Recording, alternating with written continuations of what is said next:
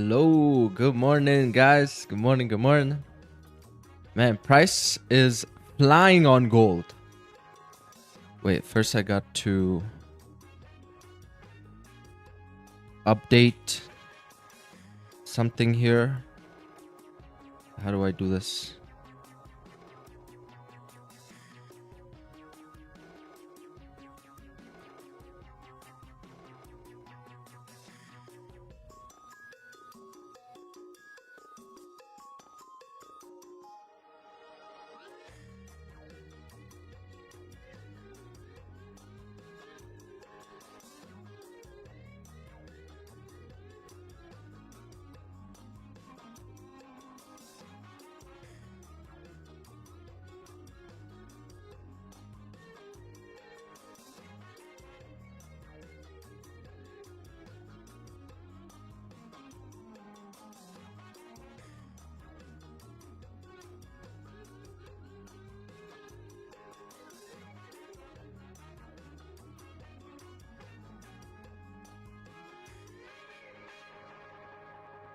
I'm waiting for a setup on gold. Hopefully gonna get some buys in. But just waiting for it to set up a bit more. Looks like we're just having some small retracement there.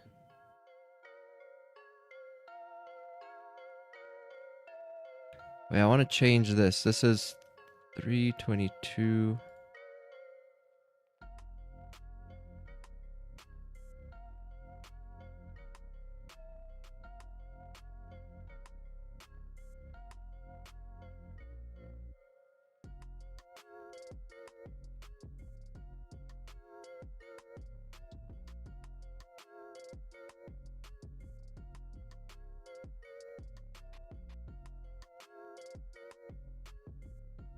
And let's change that to September. And just got some small admin here. Forgot about this. Alright, Goldie's still retracing. I think what it is people are gonna be looking for buys there during the pre-London, really anticipating price to move up. But man, I felt like that was such an obvious move because we really want gold to hit 3,500. Yeah, we're super close to 3,500 level over there. I need to remove this one.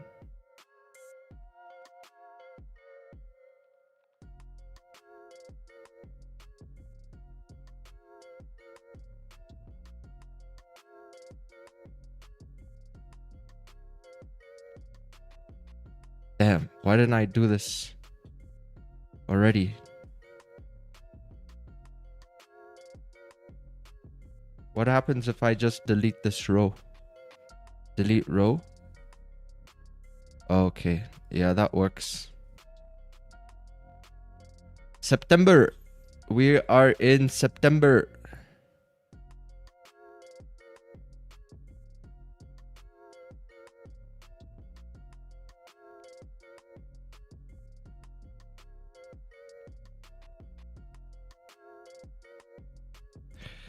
Alright, boys. Alright. Hope everyone's doing well. Good morning, guys. Good morning.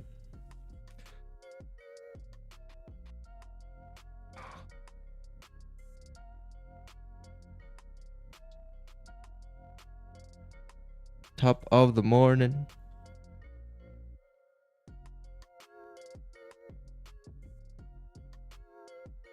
Oh, I have it as a buy? Oh, yeah. My mindset right now is just buys. Thank you for that.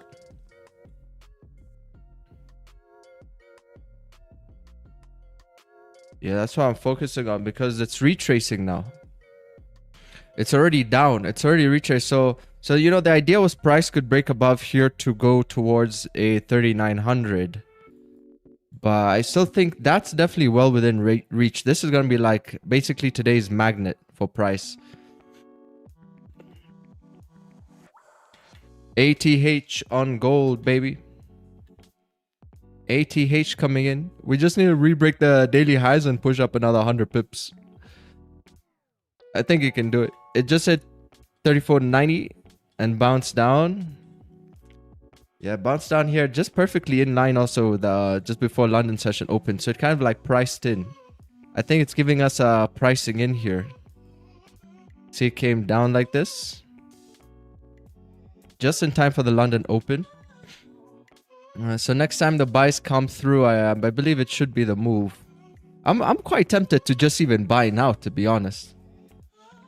I just want to take a buy here.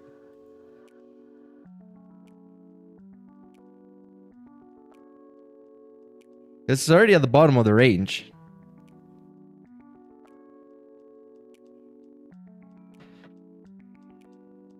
Let's see how this candle here closes. I'll wait for a break of the highs.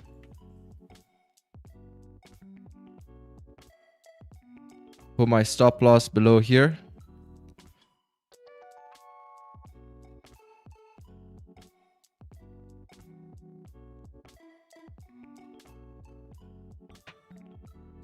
Like this. So that's about 37.4.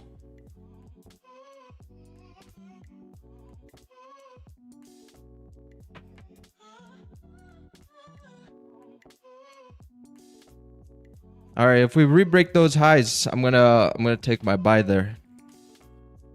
Stop loss just below that small structure.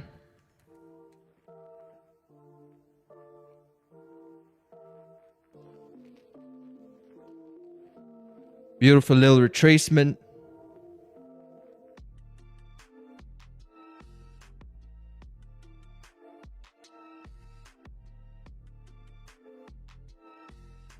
Now let's see if we can get commitment from Goldie. We're currently up right now on the daily about 0.83%.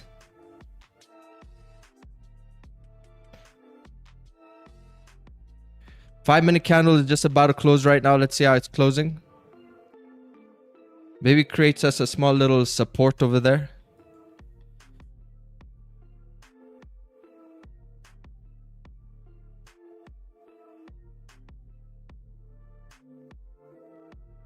All right, nice new 5-minute open. Got SMA in our favor in confluence. Price has already retraced downwards, so I'm not expecting it to continue. If it re-breaks those highs, I would not expect it to break the lows over here.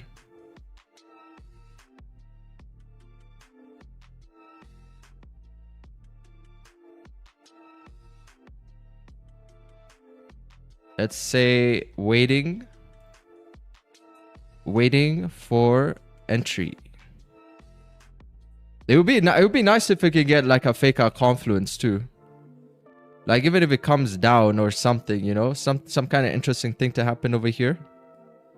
And then for it to start pulling back up. Then we're gonna look back at that and look at that as a fake out confluence.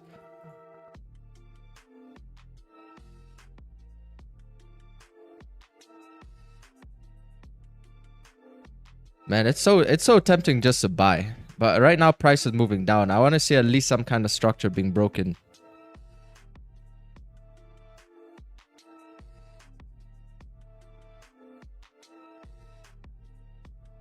I just hit a buy and put a fat stop loss. I still think price is going to 3,500. That's kind of like a magnet right there. 3,500. So it could be in the inception now, if you think about it, because, you know, this is a pretty important time in the market. You know, this is London Open over there. So you can have something like this, and then price starts to move up like that. So, you know, we always like visualize. You're always visualizing where price should go. So I think, you know, that to me looks very possible. Very possible. Got like 8 seconds. Candlestick is still, you know, flirting around these lows over here. Maybe it continues to push down. Who knows? It might take out these 5-minute lows even.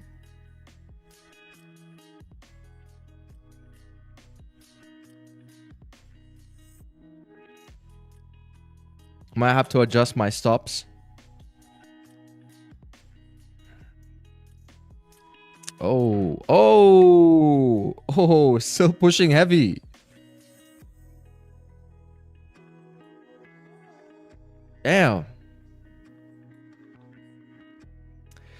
There's a high probability this candle here will close bearish. So I might just have to wait for the 5 minute. Maybe get this on a swing entry. Swing entry model.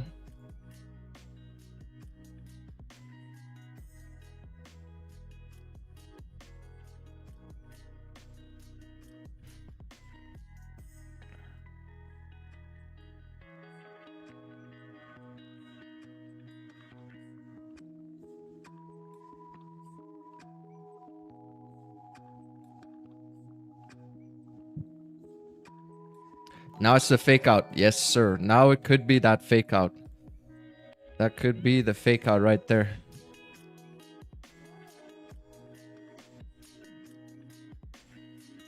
Wait a 1 minute 40 seconds for candles to still close. So what we're anticipating is, you know, because we got like clean range over here, we're looking for price to continue to fill this area up. And then the next candle to open and then break these highs. Or maybe it's going to open, create a support, and then the next one breaks the highs for price to continue moving up bullish. But there's so much bullish exuberance here today that I'm not going to even necessarily wait for this candle to first close. Even if that next candle opens and starts to break the highs, I'm going to just get it. Because, you know, like, ask yourself, what's the probability that price moves down? You know, what's the probability if you're looking for like a bigger stop that price moves down as opposed to price moving up? If we're already up 0.78%, you know what besides your feelings are telling you that price can move down like really heavy?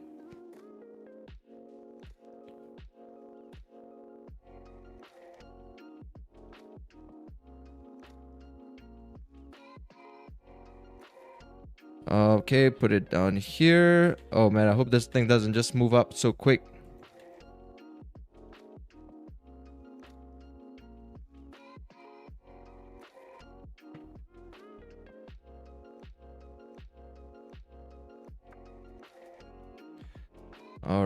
All right. Got 14 seconds. Candle here is about to close.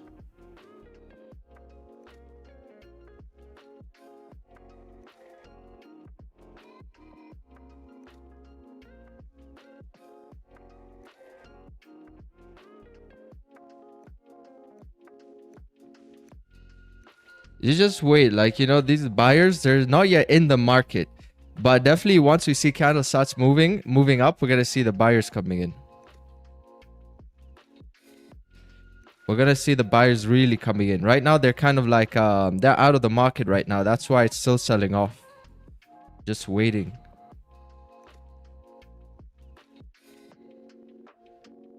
Maybe we could get an earlier entry on the 1 minute time frame.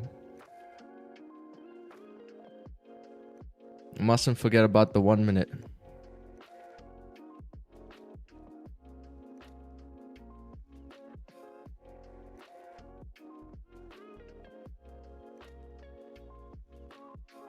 Oh wow, it's still rebreaking. Sheesh. They just really trapped some people all the way up over here. As it was breaking those highs initially.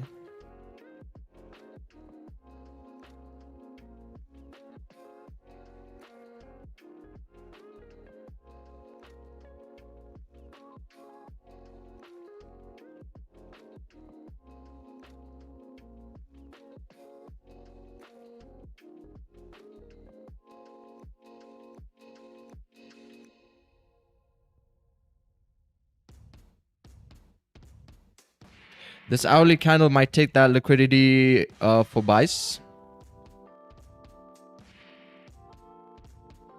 Got really nice, yeah, really nice clean moves here on the left hand side. On the hourly, it looks crazy, right? It just broke above these highs, trapping in some people, and then now it's starting to push down. And especially if it starts looking at breaking those lows, that support over there on the hourly, technically it has like, you know, some pretty nice room to move.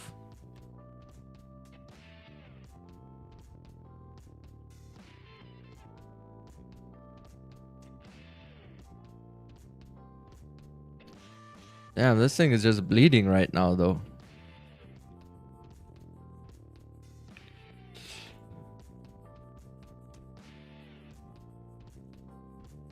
Please wait. This hourly candle, yeah, exactly. Let's go gold. Give me the 70.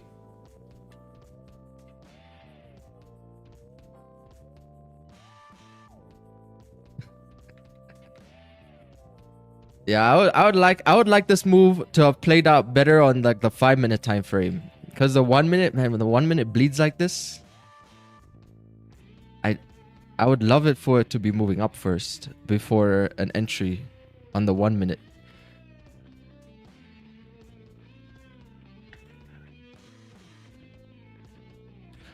Please wait. My gut feeling said buy this morning in Asia session, secure 300 pips, weekly target done. Nice. Yeah, we've been expecting, you see, we've been expecting price to move up here. Since Powell spoke on the 22nd of August, you can see how price moves up. This is why we say it's like fundamentals move the market, not technicals. Fundamentals will give you a very good idea of where the money is going. So you see, as soon as Powell started speaking, there was a smoking gun right there. And then price was obviously going to be heading up towards like 3,500. And this rate cuts, man, they're like almost at 90%. The probability for USD rate cuts.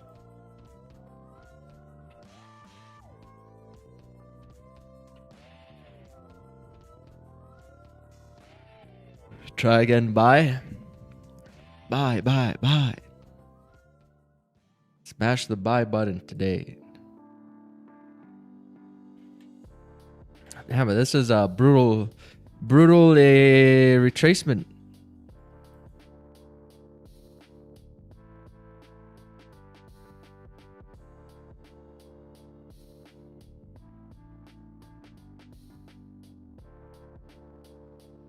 How low can you go?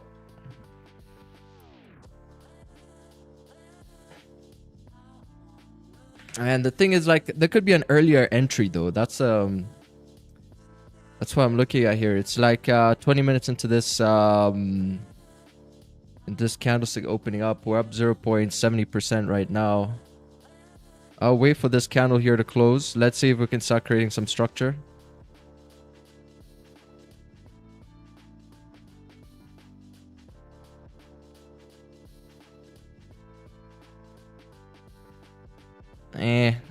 I wanted this candle to push down a bit more. I want to start seeing a little bit of structure start to form. Right now, there's nothing.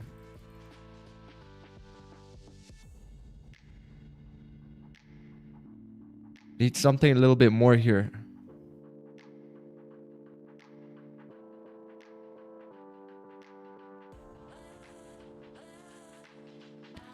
Want to let it wait.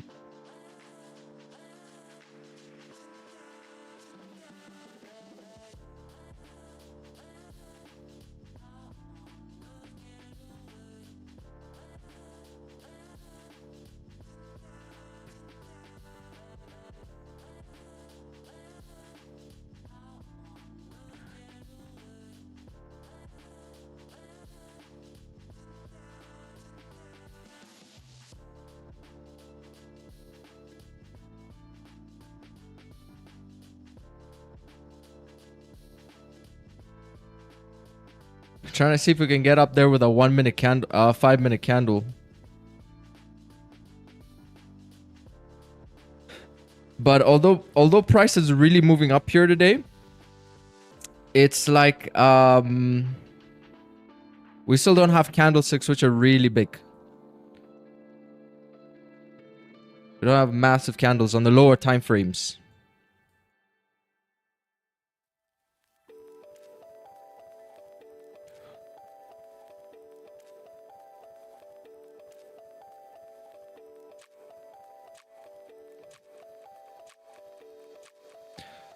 What are we flirting with here? We're down here at some kind of a support still.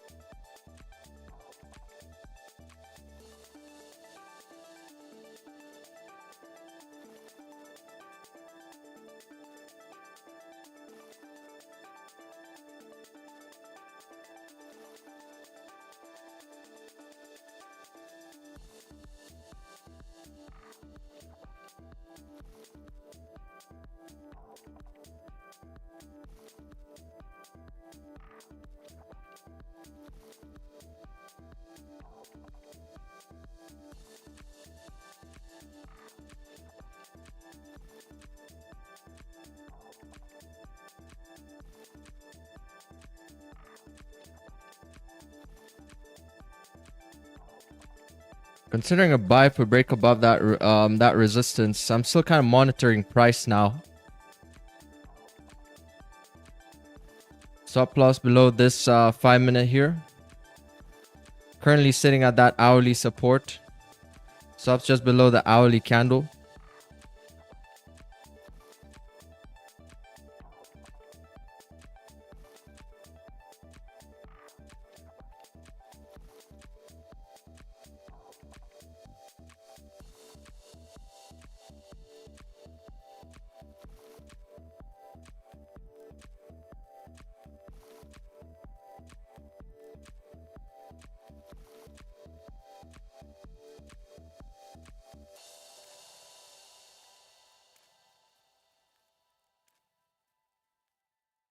Creating a little bit more structure, which is a good thing. Guess the more we hover around this area, it's not a bad thing at all. I actually want us to hover around here. I want us to come down. I think that'll be the best thing. For you to first come down, to retrace down a bit. Create more of a solid structure before the break up. But I'm also kind of monitoring this general region over here too. About like 18 seconds for that 1-minute candlestick to close. You see, it's getting a bit more structure than when it was coming down initially. See how it's coming down very clean retracements. Now it's starting to consolidate a bit. Okay, boom, come down. Nice, beautiful, beautiful. It's a good Goldie. I'm gonna wait for the break of these highs. Let's see if it can respect these lows. Might need to adjust stops.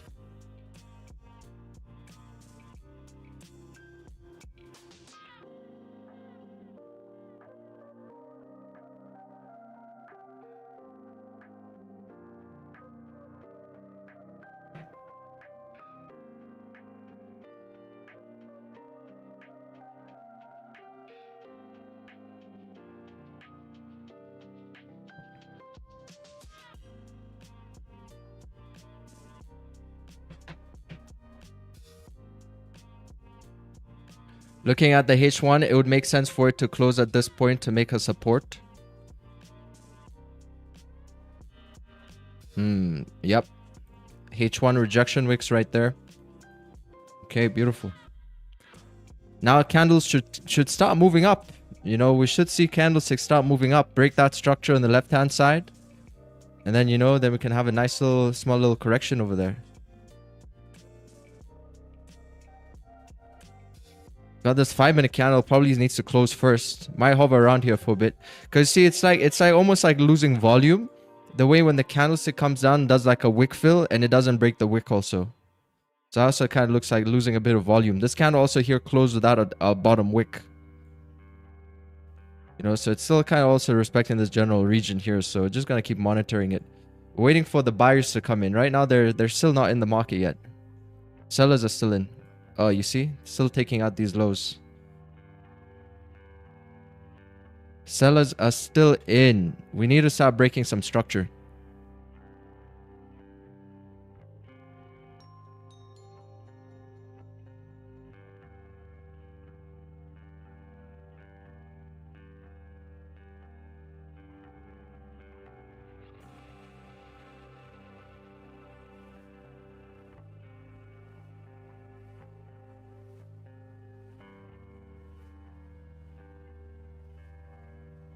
Damn, I think people feel like maybe Goldie was overbought. Crazy how it's still pushing down here. We're really giving back some gains. We're down we're at 0.65%. And there's such a nice structure over here. I wish we could just respect it. May still use it if the next candlestick opens up and then comes back into that range. Then I'll just classify that as a liquidity grab over here as it comes to re-break the highs. But damn, that looks like a pretty big push. Hey, Kraken, good morning.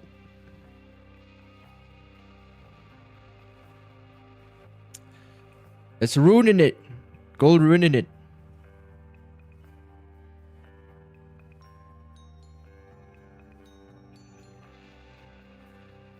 That's a sell distribution that's currently in play.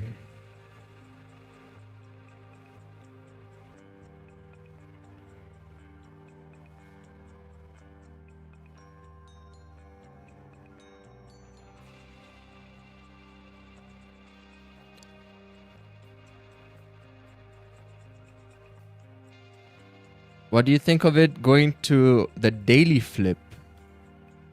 The daily flip. Wow, that's... I don't think so. I mean, we've already come this far. Why stop now? Maybe it's just taking out earlier positions. People got into buys much earlier on. Could be mitigating those.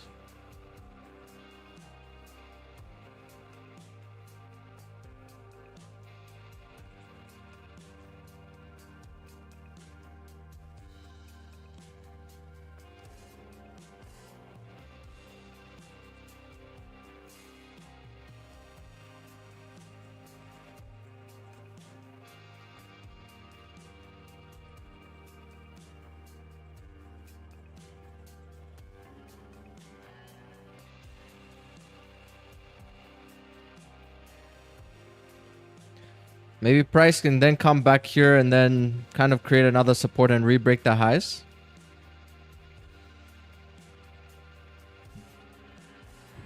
Ooh, gotta wait, gotta wait.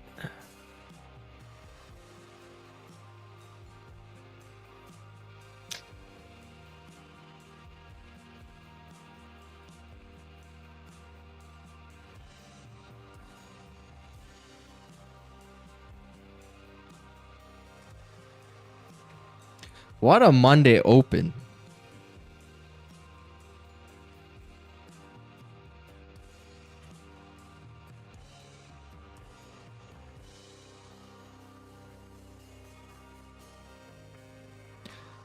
Don't you see sells below? Yeah, I mean, right now I think it's just retracing. But I see the actual move as the buys.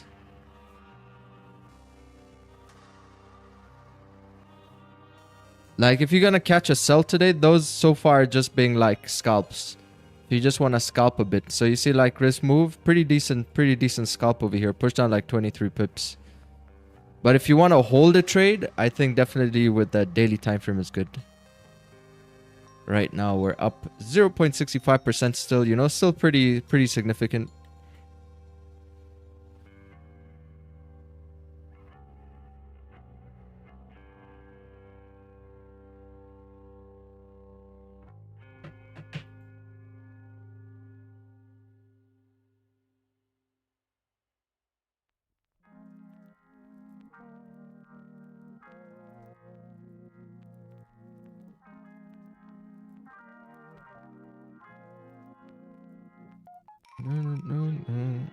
I really want to see what's going on here because this could have just been a fake out. You see how price broke below this lows?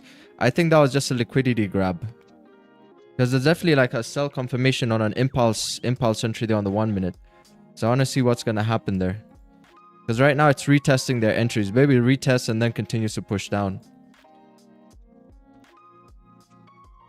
Very easy. If this thing pushes back down to like 0.30%, man, that would be wild.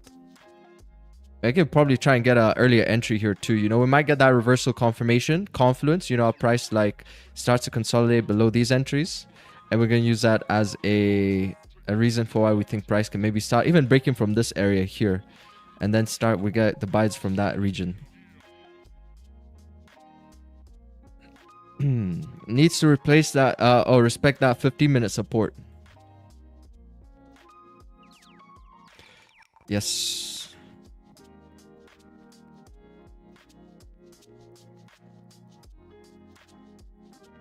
So far, not easy. Not an easy move.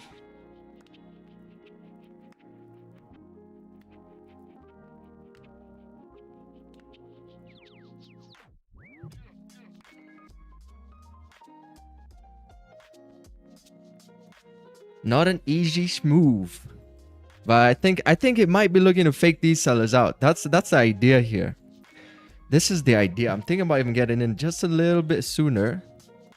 I really want to give myself a shot at these buys. At the inception of them, that is.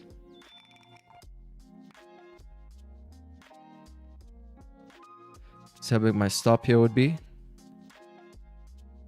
Let's have like about 24.5.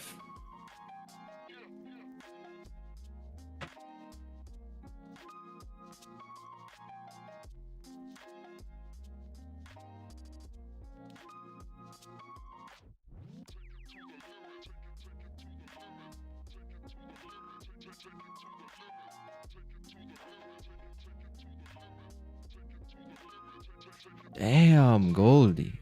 See, this is why I'm waiting for at least some structure at the top side to break first. Trying to avoid the continuations to the downside as much as possible.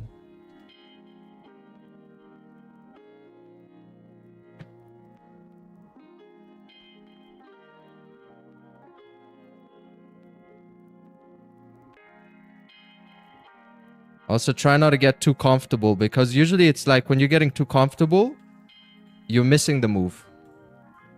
Alright, so if it re-breaks the highs, I'm going to be in. You see volume is starting to come in a little bit more.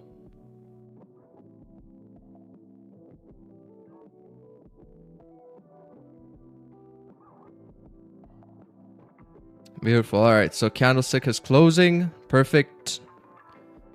Want to see the next candles start pushing up soon.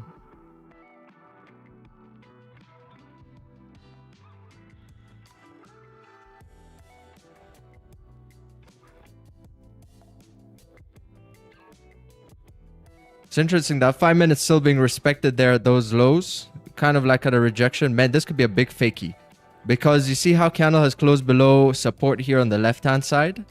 On the 5 minute, people are looking for sells to fill this range. Down towards this area over here. That range is about like 107 pips. So in a situation like this, let me tell you exactly what's going to happen. Right? Because this is going to be... We're going to know very quickly... okay, so now it's breaking the lows. Now it's breaking the lows. Okay, let's go back to the drawing board here. Let's see how the candlestick behaves.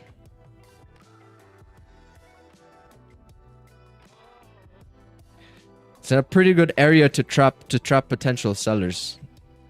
That 1 minute pullback here might have been like a small little liquidity grab. If price wants to move down, that is. Oh, wow. So this thing is still pushing.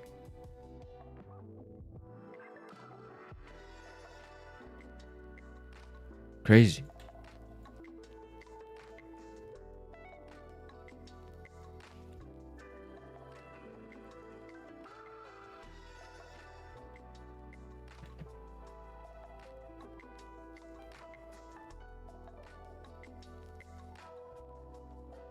Can't avoid it if it's going down. I'm trying to find a good balance between marrying a bias and executing on what I really want. Because sometimes like this, you can fall prey to marrying a bias. You know, when you really want to catch something. So I'm trying to be extra cautious here.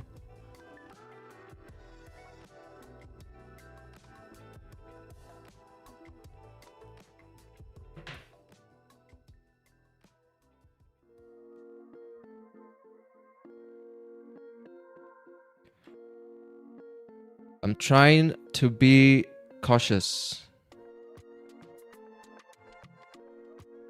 Gold is not making it easy with the way it's moving. Because either one of these could become the fake out. That's what I'm really looking at. Like, where are these sellers about to get trapped? Because if it's breaking the lows, it's starting to break these previous lows as well. It slightly broke these previous lows here. Now, if it starts pulling up to retake these highs, that's probably already the fakie.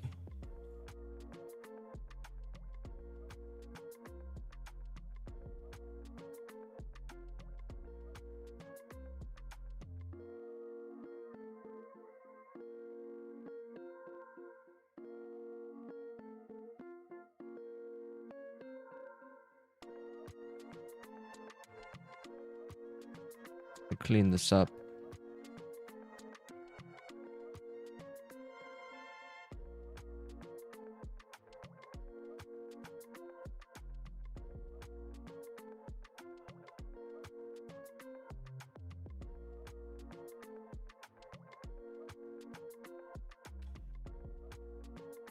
Oh man, almost out of water. But remember, drink more water, chat.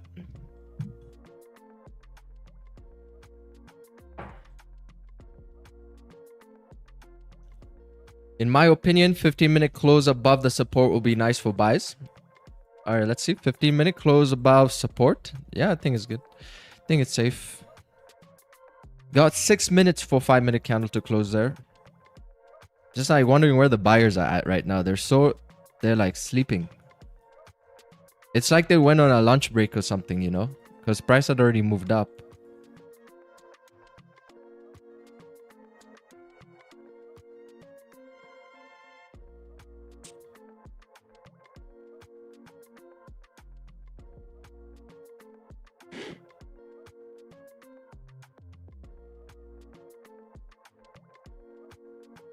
Even in a bank holiday, the volume's still like this. What a Goldie move. Yep. I mean, today bank holiday, we got definitely dollar bank holiday. London sessions will still have some kind of volume in. I always trade bank holidays. Like as long as markets are moving, I'm trading. This is the same exact reason why. Because when I was learning to trade in year one, there was a lot of roadblocks I'd give myself. Like with the Understanding Forex Factory folders would always keep me out of the market because there's always some kind of news. And then there was always like bank holidays. And man, on those days were the days my trades were playing out. And I was sitting out because I would say to myself like, oh, it's a bank holiday. Oh, there's an orange folder. So I would talk myself out of a lot of trades. You know, at some point I just said, you know, screw it. Let me just trade. Let me show up. If there's volume, I'm gonna trade it. Because, you know, some days, even on not bank holidays, we get price ranging, you know, so what's the point? What's the point of worrying about it? There are days we have literally no fundamentals and price just ranges. So what do we say about that? And those days, we're still willing to trade. And you know yourselves, even when you see price ranging and there's no bank holiday or nothing, you're still going to trade. You know, so it's like, it's also being a hypocrite because the idea of not trading a bank holiday is to avoid that same damn range that you still trade on days that are not bank holidays. So you see, like when I did auditing of my thinking and my behavior, I was like, you know, this actually doesn't make sense. If I'm so willing to trade these other days, why am I not willing to trade bank holiday days, even when there's volume on a bank holiday? Just because it's a bank holiday doesn't make sense. But it feels, I get in terms of like, if you do end up taking a trade on bank holiday and it is a losing trade, you're going to really feel like you're going to play a victim in the sense of beating yourself up saying, man, I shouldn't have done that. It's a bank holiday. That's the only thing. That's the only thing that you're really trying to avoid. It's because it's a very clear-cut excuse to give yourself for a losing trade that it's a bank holiday. But if you go into it already anticipating your own thoughts and reactions to it, then you know exactly what you're doing. So you wouldn't beat yourself up.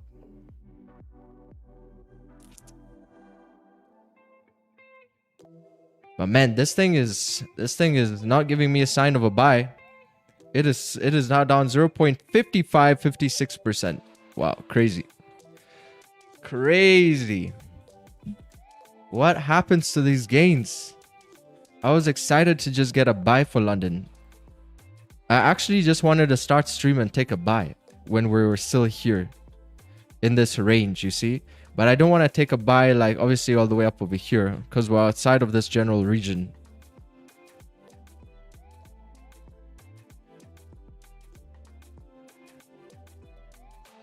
Don't you think it will go down to around 34.50? Somehow I think so, man. Yeah, right now, man, this thing is like, you said 34.50? 34.50 is, where's 34.50? All the way down here. I wouldn't want it to go back there because, you know, that's kind of like where we started having the move, the inception above this area over here. So we should at least respect this zone if price is to continue moving up. Oh, okay. I think the buyers are coming in. I think the buyers are waking up. They're finally waking up here. But do I want to take this buy still? And no. I don't think that looks good. That's not really what I was looking for. Sure, it's like a V-shaped reversal. I was expecting a fake out to be coming in. These whips. But that's not exactly what I wanted to see the structure to look like. So I think I'm just going to wait a bit longer. 15 minutes closing above. Let's see 15. Got about 1 minute. 1 minute for 15 closure. Still respects this support area over here. Might reflip and close bullish. That becomes liquidity grab below support here.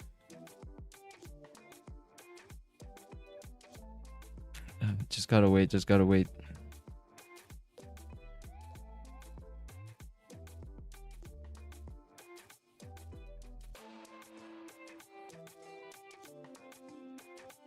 Let's see what it was. Boom, boom, boom. Dun, dun, dun.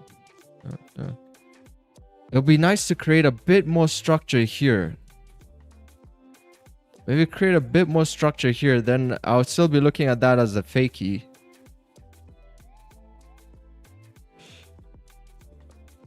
But this is not looking very clear. I just bought my former stop level. I was calling it when it lingered at 75.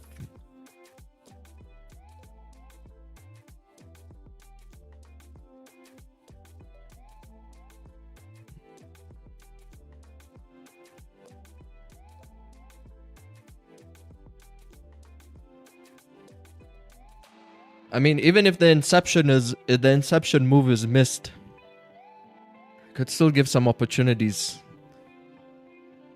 It could still give some opportunities as it distributes. But this, this is what we're trying to catch as the inception, like the first move up. But if we miss it, then it is what it is. At least we get a bit of more confirmation for price.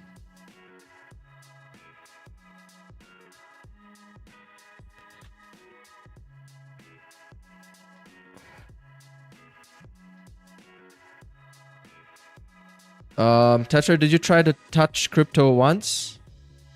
No. What is crypto doing? See, crypto had been selling off. Poor crypto. But I think crypto can start moving up soon. Bitcoin can start moving up soon. Like, because we have like some kind of a consolidation here. Maybe it's a re-breaks 109. It can keep moving up to fill this range over there. So it's like crypto's like gold right now. We're kind of expecting it to go up. We're expecting Bitcoin to go up, and then but right now it's at the lows. You see, just like gold, how it's having that retracement down to the lows, but it's still like we're having this kind of bullish expectation from the instrument.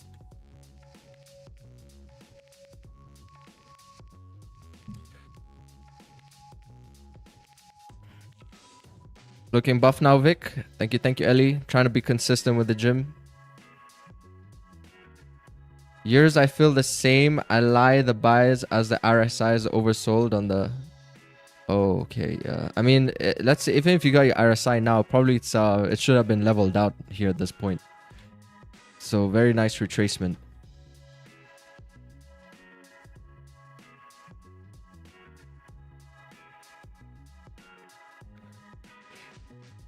RSI crew. People love the RSI. A lot of people love that indicator. Man, I used to love it too. I used to love RSI, and then I started RSI divergence.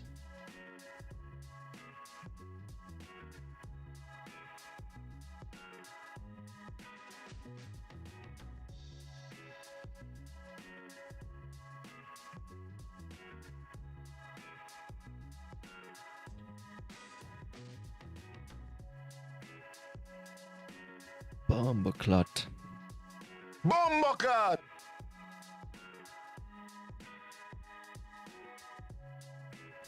Oh, could possibly set up for a swing entry? Yeah, thank you for reminding me. We have 1 minute 53 seconds. It's like a market fade. But we're gonna need this candle here to close. Close bearish. Man, what is going on here?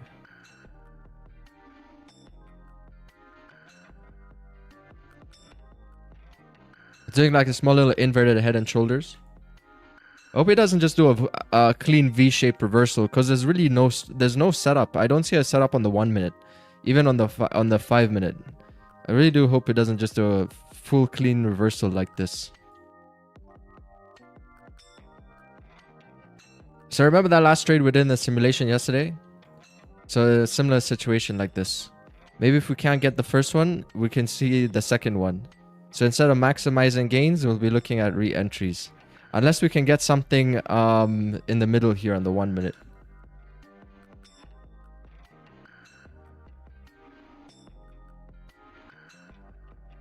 Because candles are still moving up. Candles are still moving up. No structure.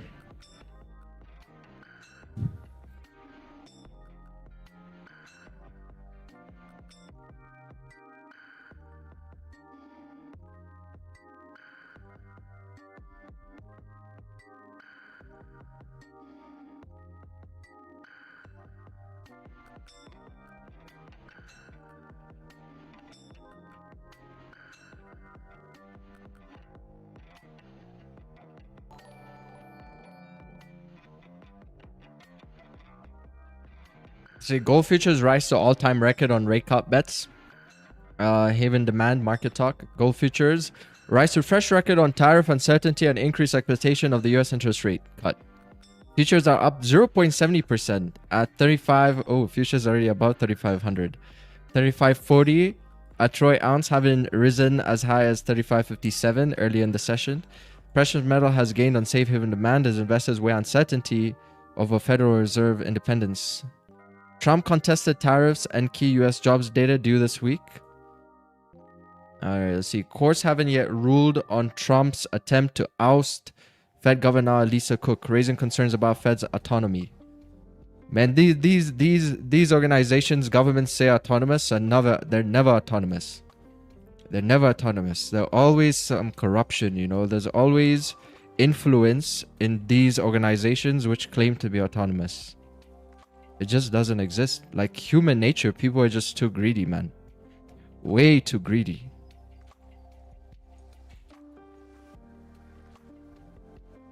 Meanwhile, an appeals court said Trump's global tariffs are illegal but allowed them to stay in place pending litigation.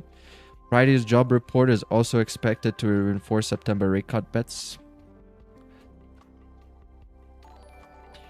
Looks like the 15-minute wants to close back into the range.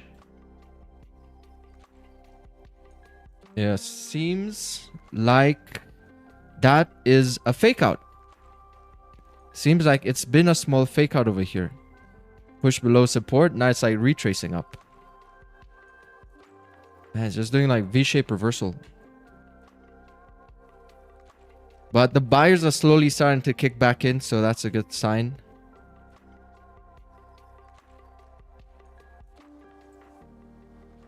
Oh, you're already buying? Break up these highs.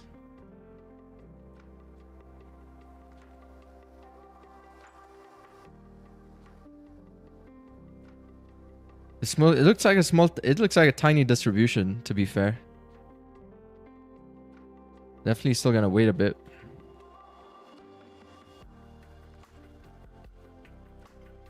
Back up to 0.70%. We're actually neck and neck with Bitcoin right now. Bitcoin's also up 0.76%. But Bitcoin can do a lot more than that on the daily.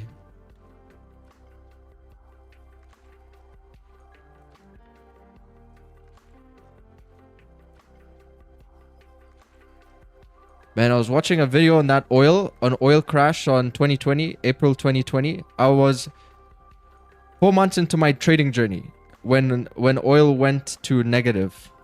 I was 4 months into my trading journey. Man, that day was crazy. That was a crazy... Because, you know, the thing is, like, when oil is a negative, you thinking that you're going to get paid for fueling your car or something like that. You know, and it was just like, how can you make sense of this thing? And people made like so much money. There's a group of 20-year-olds apparently who made like 600 million, something like that. Oil going into negative, man, once in a lifetime opportunity that was. Because there's no way oil is staying in negative. There's just like, it just doesn't make any sense. So if we ever have a situation like that happen, man, this time I'm going to be locked in.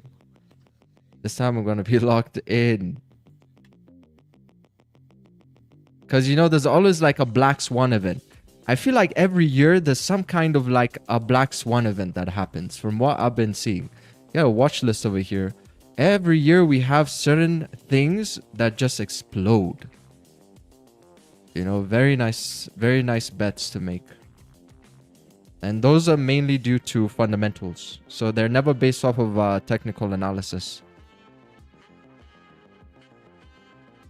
I think the last one is rate cuts for this year. If we're looking at a similar Black Swanish event, maybe something for the rate cuts. But you see, like, smart money has already been pricing in since Powell already came on here.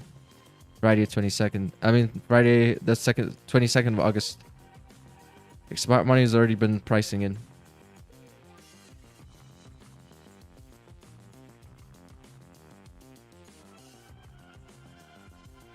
But once we get those rate cuts, especially for us scalpers, there's going to be a lot of volume. They're still going to give us good opportunities to catch like these really nice running trades. So it doesn't matter if, you know, smart money is already in here and we're already all the way up there. Because there's going to be plenty of options. You know, as long as there's some sort of consensus on the market, there's going to be a lot of options. The important thing is the higher time frames are not like ranging. You know, even if we're trading and there's volume and nice swings, that's going to be plenty for intraday trader to catch really good moves.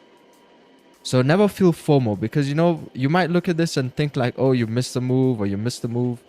Never feel FOMO because it's actually given a lot of opportunity to end off the year. You're going to have a lot more opportunities. Man, I want to catch this buys, but you know, gold is moving up now and there's like there's no entry confirmation.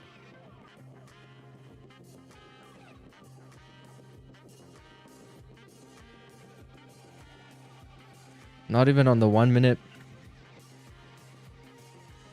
Oil going to negative doesn't make sense. Yeah, it's crazy. It was down negative 30 bucks. Negative $30.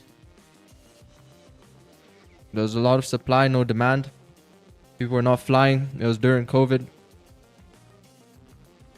Got 1-to-1, but I used so little risk. I will just let it run.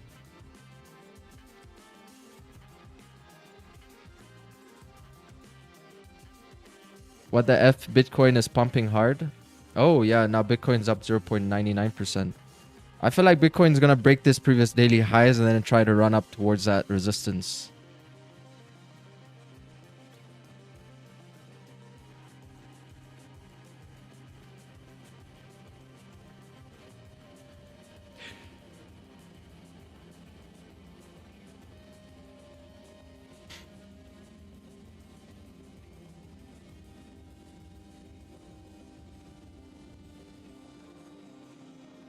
For me, that push down was confidence. I needed fake out breakout. Wait, fake out breakout, swing entry down. The previous consolidation shotgun from 1 minute.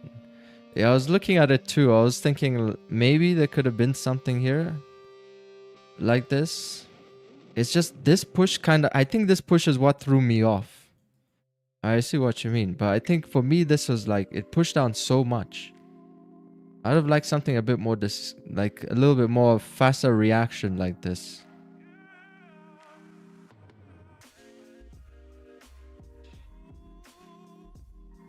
That was very nice.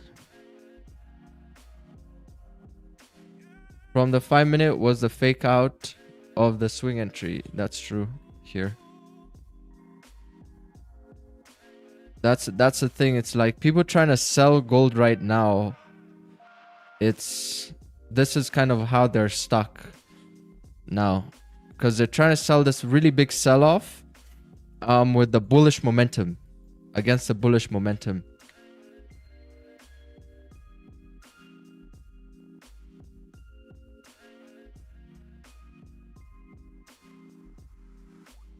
All right, let's see. 5-minute time frame. This thing closes above resistance. Could we take like a swing entry here and stop loss below here? Maybe we could. It's a pretty fat stop loss. I was kind of hoping for a tighter trade. Unless we just put our stops within the range.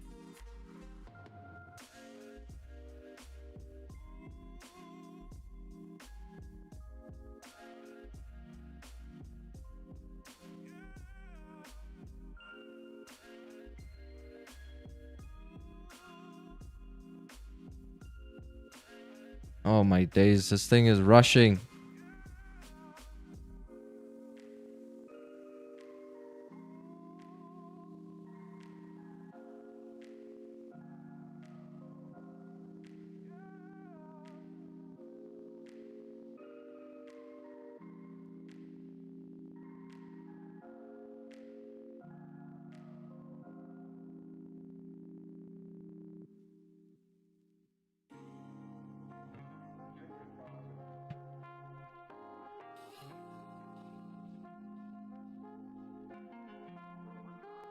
Should we swing entry model it?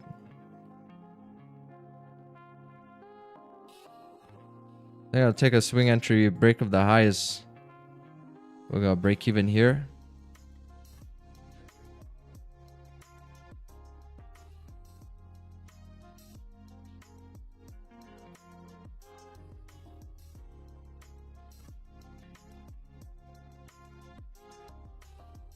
So 0.40.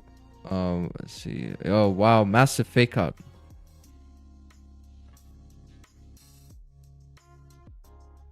That was a huge fake out that happened on the higher time frame. We just got a what, new hourly open?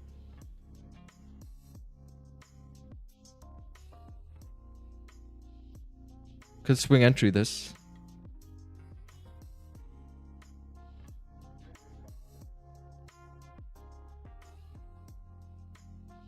Really wanted something on the 1 minute would have been nice, but there's no structure. The 1 minute just basically did a V-shape reversal. But this is still valid. Like breaking above here, it's still valid. It's only that the move is most likely gonna take a bit longer to play out because the stop is all the way down here.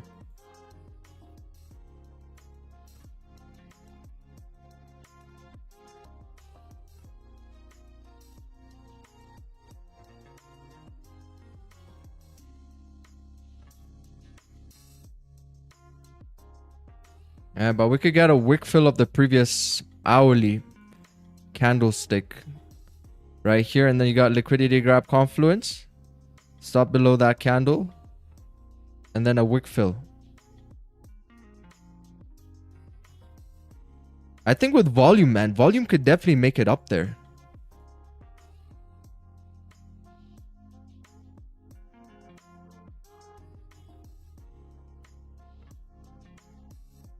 Good thing about a stop like this as well is risk management opportunities.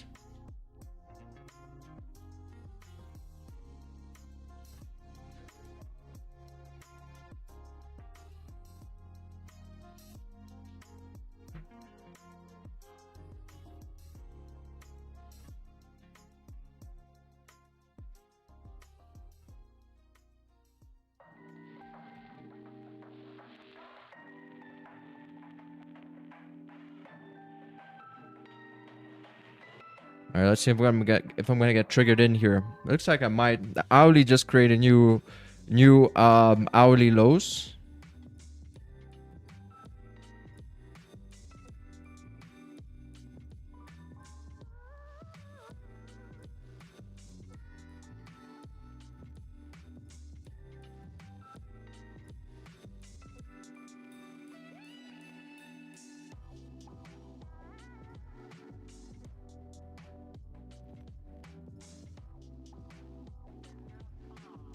Don't Tetra. Why not? Like, think about it for yourself. Price is still moving up right now. It's 0.84%. You know, if I was to listen to the chat, I would never take a trade on stream. Because there's always a counter trade idea. You know, you just gotta execute. You gotta execute. This is my what, second trade of the month. Who gives a shit? I still have like possibly 30 more trades to take this month. You know, why would I put so much thought into this when I already think it looks nice to go up? It will make a difference. And I think it's a pretty good trade. Because we're trading with the daily volume right now. You know, we're still in line with the market. So I'm going to get triggered in. Wish I could see on the 1 minute time frame what the 1 minute is doing. Oh, nothing. Man, the 1 minute's still not giving me any confirmations.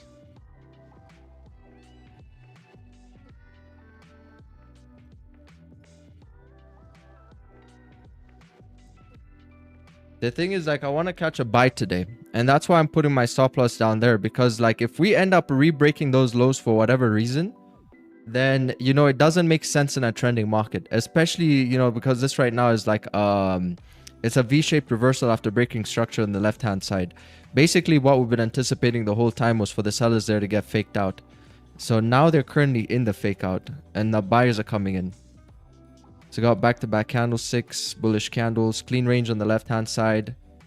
Gold is up 0.85%. Futures all-time highs. Like, if you think about it, man, like, it's a Monday and we're already getting news here about gold futures hitting all-time highs. Gold climbs to more than 4-month high on US rate cut bets. So what's wrong with this trade? What's wrong with this trade? I don't see anything wrong with this trade. The fundamentals are lining up, you know, the technicals are lining up. The only thing that you can say is maybe, you know, price was overbought, but the whole idea was for that retracement over here so we can keep moving up again, isn't it? Now we've got the retracement so we can keep moving up. We might get the shotgun also. Yeah, we got the shotgun actually. It looks like that candle closed above. Slightly closed above that area. Let's see on the 1 minute.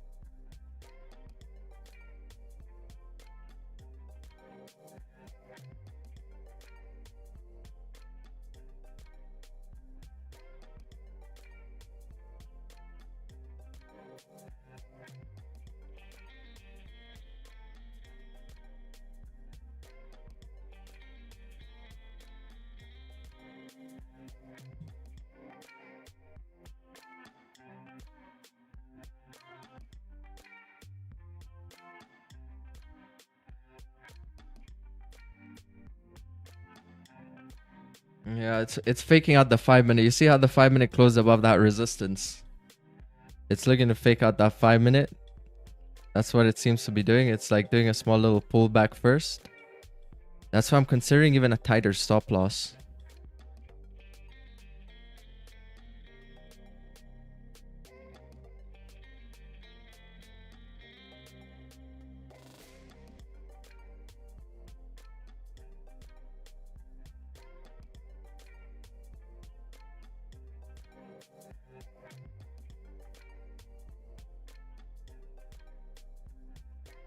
If this candle here breaks above, you see how it's going to break? If it re-breaks above.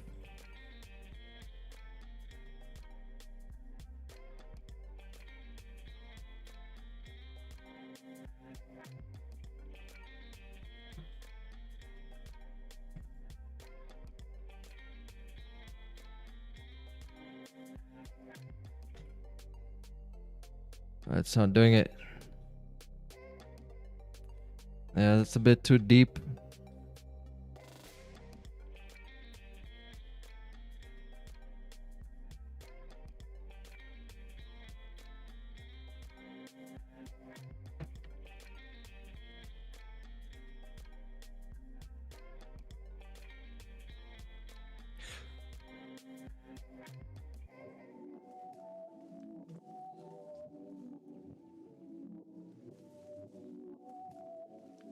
It's like playing cat and mouse with the market right now because it didn't give me my inception trade.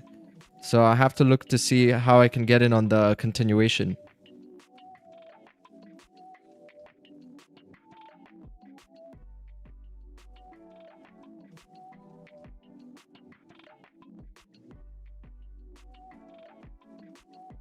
But it's good that it's actually pulling down like this now to avoid any sort of unnecessary pullbacks like this, because next time it breaks, should break with that volume to create, it'll basically be creating a support to support the idea here that price can keep moving up. So it's going to look something a little bit more like this.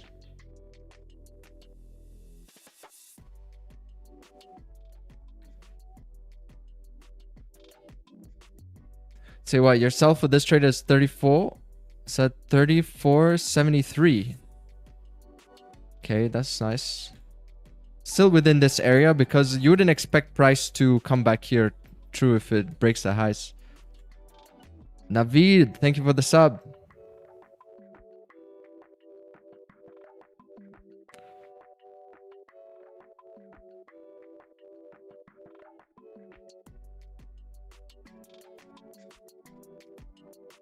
Oh, gold. Bitcoin's breaking the previous daily highs now. It's up 1.22%.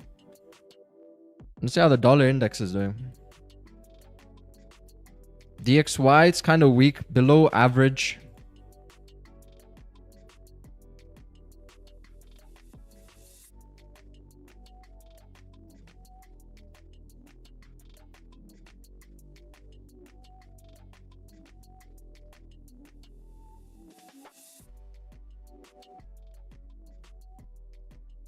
Still want to make this tighter.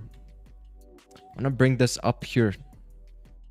You get a bit more structure, something like that. That would be nice. I don't know if I should just do it now.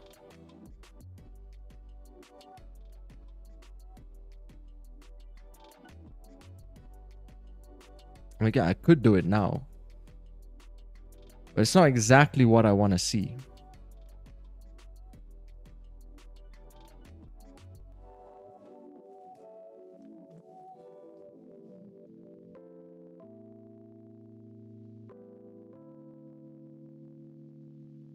I hope it consolidates in the 1 minute. Yeah, exactly. If it just chills here for a bit longer, that would be perfect.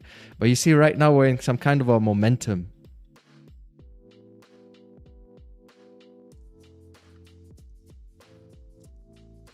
We could go with like a safer stop and anticipate it to push further, which I think it can do.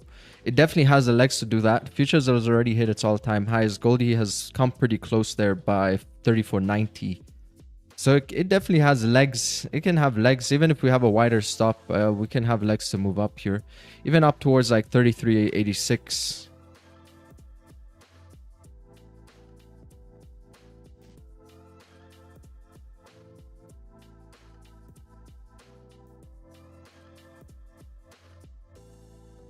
And if you want to get like a tighter stop loss, you have to be okay with any potential fake outs before the real move.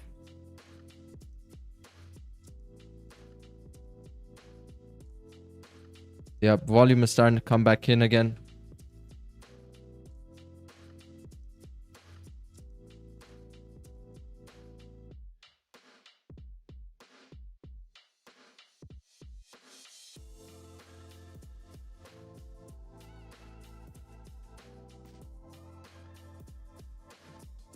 See what the 1 minute there looks like.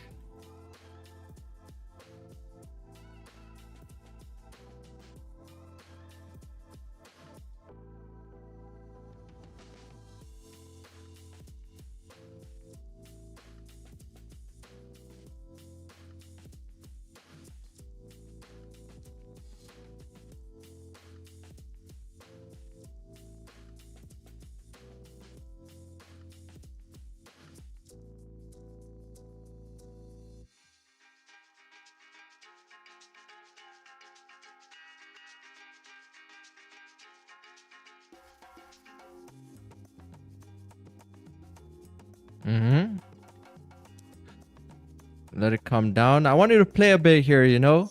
I wanted to play a bit here before it moves up, so I can tighten my stop. just so it can give a bit more structure. It's like the more structure you have, the better. The more structure, always the better.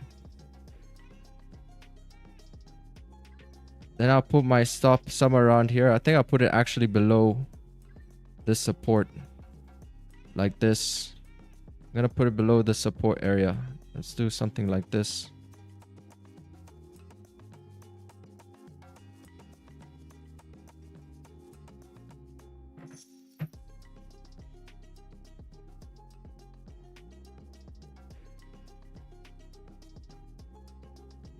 Just got a small mini liquidity grab that just happened there. Let me see how that looks on the 5-minute below that area. Yeah, it makes sense. If it breaks above these highs, I'm actually anticipating a distribution from this level here. That price is gonna distribute out of that zone.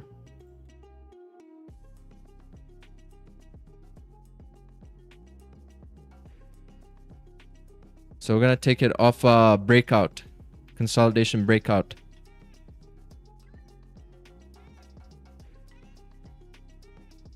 So you see, that's why we say every moment in the market is unique. Because as the candlesticks continue printing, they're also creating some new opportunities.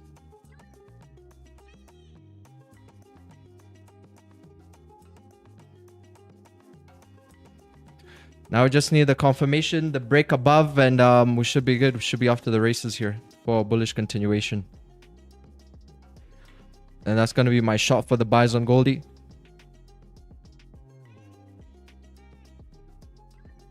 Hello, future millionaire. Hello, Xauusd. We're all millionaires here in the chat. Some of us just don't know it yet. Sleeping on skills. Why don't you trade an MT4/5? I do simulations on MT5 now, but the thing is, like, I wanted to try CTrader. There was one day that my MetaTrader was not working, so I decided, let me just try CTrader. And yeah, I've been trading on CTrader since then. But I've been on MT4. No, I've been on MT5 for majority of my trading career. I've only been on CTrader, I don't know, since the beginning of this year, I think, sometime, if I'm not mistaken. I've been trading almost up to 6 years now.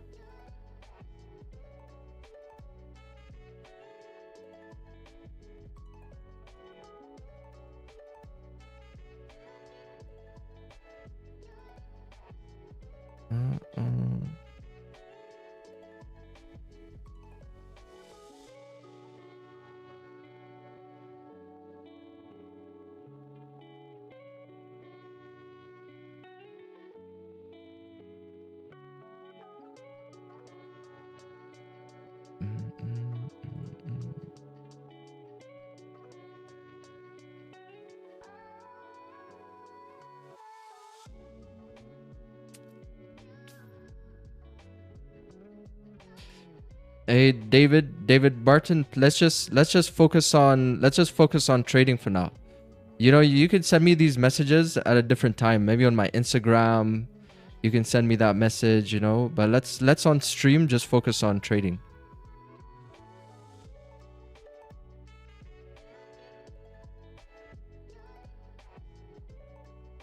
Let's focus on trading. You can send me that message somewhere else. Then I'll be more in a situation to actually read it, because right now I have to focus on the charts, because, you know, we're about to get some entries here, and yeah.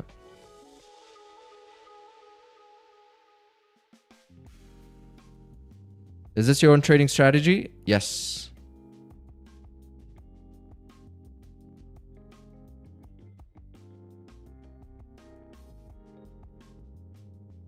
Man, we just need to get this breaky. But this is nice. Taking a pause like this, it's like fueling up, you know. It's like we're at the gas station right now before price makes its next move.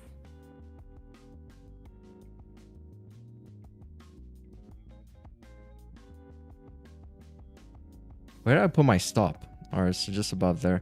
Yeah, I'm trying to have a little bit of a fatter stop loss just to avoid any sort of unnecessary grabs that might happen below that area. because I think price has a lot of leg room here. It has so much leg room to move upwards.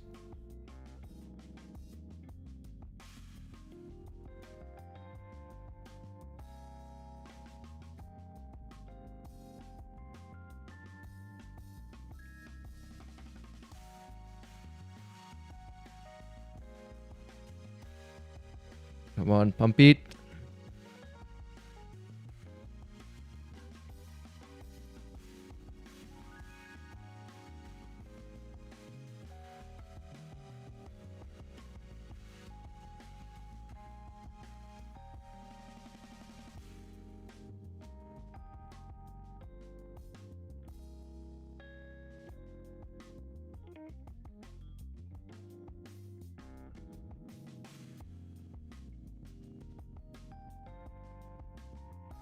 Push for a cookie.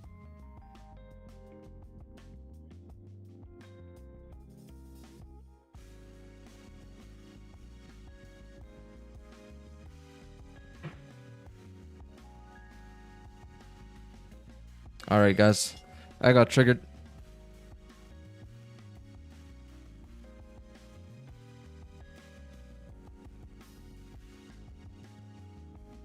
Yeah, this is gonna be my trade for gold to move bullish here. This is gonna be my idea that price can keep moving up. So we've already pushed above resistance. We've created a small new higher high. Price has come down, retraced, created a support. We're continuing to break the previous highs.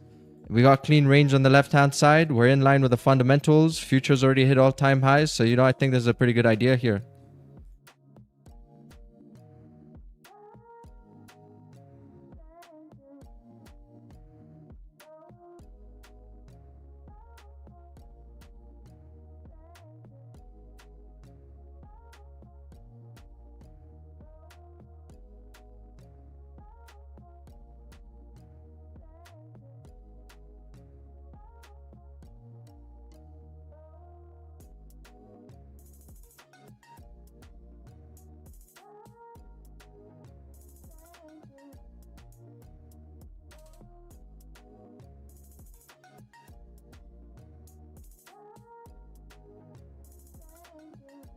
See how that 1 hour is. 1 hour is still fresh as well.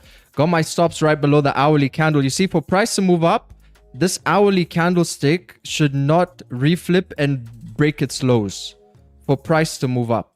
Because we've already created the hourly lows. We got the liquidity grab that happened below here. We're in line with bullish momentum. And we have a potential wick fill over here off the HTF. So that's going to be a wick fill off the HTF. And that gives us clean range on the lower time frames, even up towards our 30-minute resistance over here. Lower time frames can even keep pushing up, and with daily momentum, we can also just keep pushing up. So price, I still think for me still has its sights at a 3,500. This is what I believe where price really wants to go, is 3,500.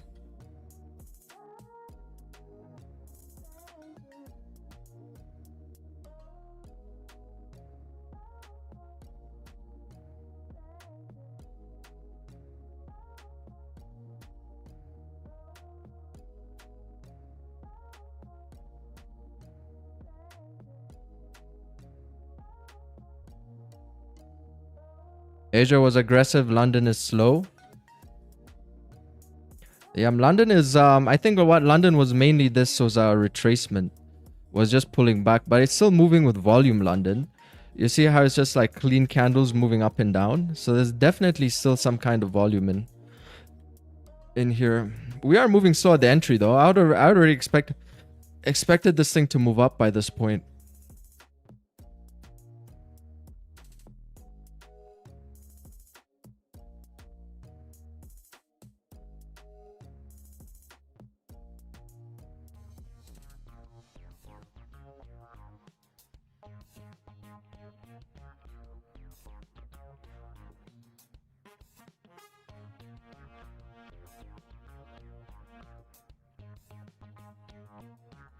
I don't want to see us hover here for too long. It's actually doing a couple of shotguns. Those one. Oh, but it didn't get the break. This candle did not break the previous highs. But we just got another candlestick break above resistance. There's a tiny breaks. There's such tiny breaks here. But we got break above resistance. Candlestick on this go broke the previous candle highs.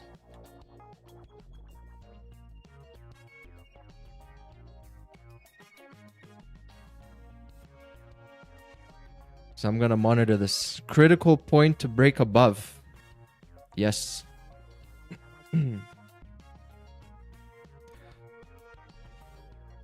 Very critical point to break above. Creating new higher highs. Potential, I want to say inverted, but doesn't look really that, it doesn't look that great for an inverted there.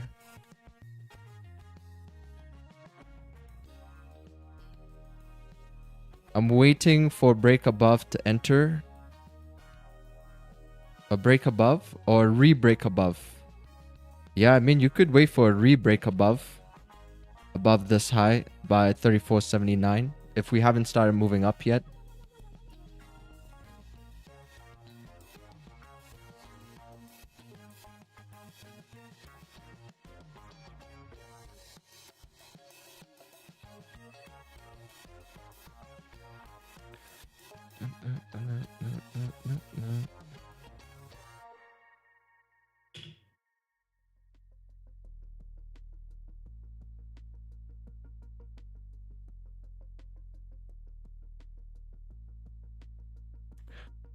You know, for me, this is looking at to see, you know, what's the chance that we could sell here, as opposed to what's the chance that we could just keep moving up. If I look at the market, there hasn't really been any sort of shift. You know, I think this was just a big retracement, small liquidity grab. But if it comes down and starts creating more lower lows, then I can say maybe that's a change of character of some sort.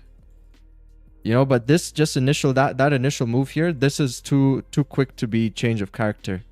It could have just been some kind of bigger retracement. So only if price actually starts creating new lower lows, like something like that, then we can say, okay, you know, maybe the bull's losing steam here for the day. But as far as I'm concerned, we're still in this overall bullish momentum. So I would still expect price to keep moving up. Wouldn't expect price to be selling off. So wait, when the buyers get a foothold here, I'm sure we can scare off the sellers. Sellers should be scared off by that point, because they know what they're doing. You know, the sellers in this market, they're not selling obliviously. They know exactly what they're doing. When you guys take your counter trend trades, you know exactly what you're doing. That's why when price starts to go against you, then you get really nervous because you know it's a counter trend trade. So that's what I'm kind of anticipating here is like if price can move up a bit more and start scaring off the sellers. When they close their positions, that should be pushing price up. Because closing a position would be the same as buying. And as we continue to push up, it should create more confidence in the buyers to also put some more positions on as we start to break above key structure. So right now we need to break above 34.80 over there. If 15-minute able to close above 34.79.5, then surely it will fly up. The 15. Oh, yes. We got 15-minute candle here about to close. That's true. 15 minutes about to close. We have 15-minute SMA, favor and confidence. 30-minute SMA as well. Currently holding this candlesticks up. 30 minutes about to close to in about 2 minutes 40. 1 hour SMAs in our favor and confluence. Like literally you got everything. We got a lot at least for this trade to keep moving up. So we must see how this candles close in the next 2 minutes 30 seconds. It's gonna be quite important too. Price is doing like a small little break and a retest. Just see what's going on here.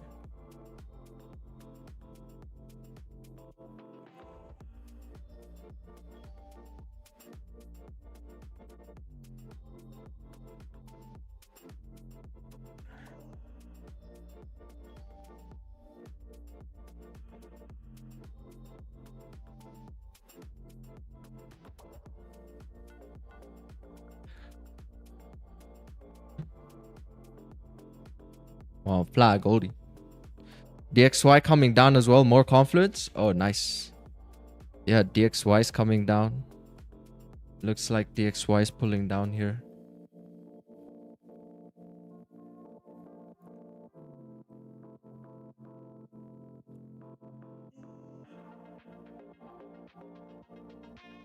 Just need to get like a little kickstart. You know, this hourly has not moved yet. So the way I'm looking at this hourly, it hasn't had its distribution or anything of the sort really, because the candlestick body is still pretty small. The volume in that candlestick body on the hourly, so it hasn't really had any sort of significant moves.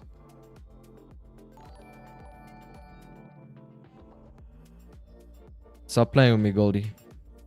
Spartans! What is your profession?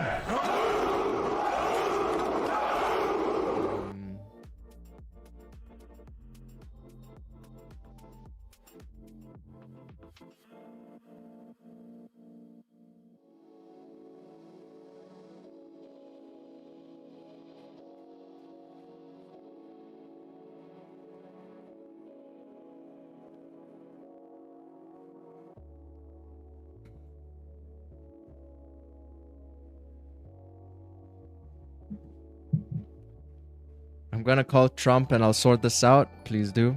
Consolidating on the 1 minute. Yeah, we need a break, because if it re-breaks that high, consolidating on the 1 minute, then that should confirm the push upwards. That should give an additional confirmation for the push upwards. I want to see this straight through, because you know this is not just like any trade.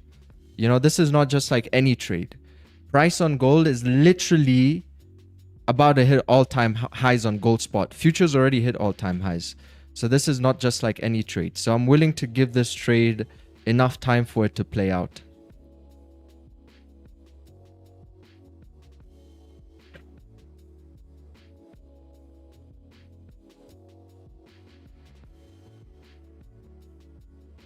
Allah G, Allah Ken. Oh, make sure you guys smash the like button if you enjoy the stream. You support the channel, I appreciate it. Got about 400 people in here. Come on, let's pump it up.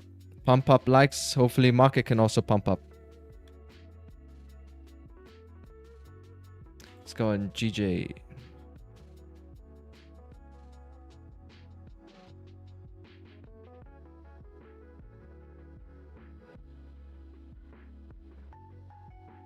Why is struggling so much, Goldie?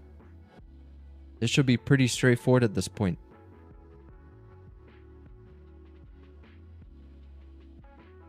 We just need one of these 1 minute candlesticks to just have a little bit of bullish exuberance like this.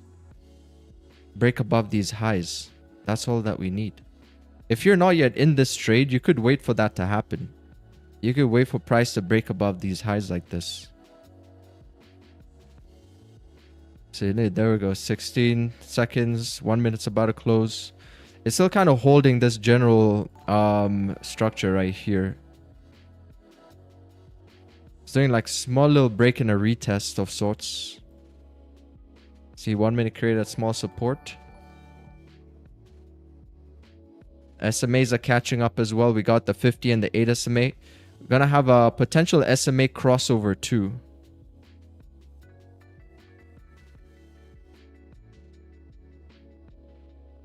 Yeah, I want to get in these buys, man. If price is going to move up today, I want to give myself a chance to catch a move.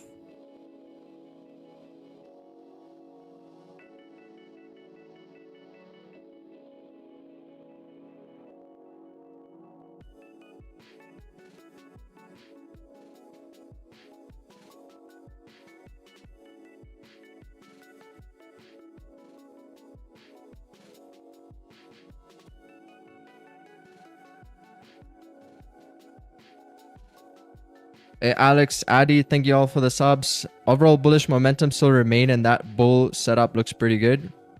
Yeah, I think so too. I feel like if it pulls down, this is probably going to be maybe some additional liquidity grabs. Because that's something we tend to see that happens in the market is before a big move.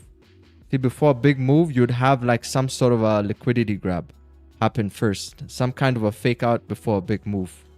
So it could happen at a big scale like this, and it could happen even on a smaller scale. Like for example, taking out these lows and then pulling up like that. And plus it's already down one right here too, as it broke below this low and then started to pull up. So we just want to see the follow through. Like 430 right now.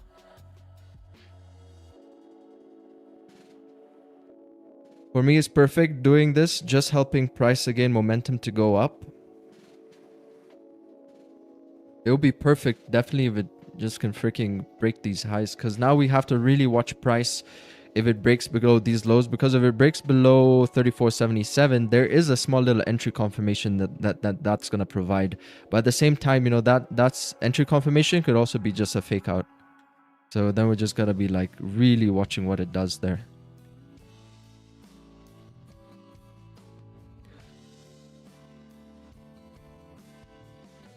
See, the buyers are slowly trying to come back in here. Want their support, this little mini support of theirs to hold.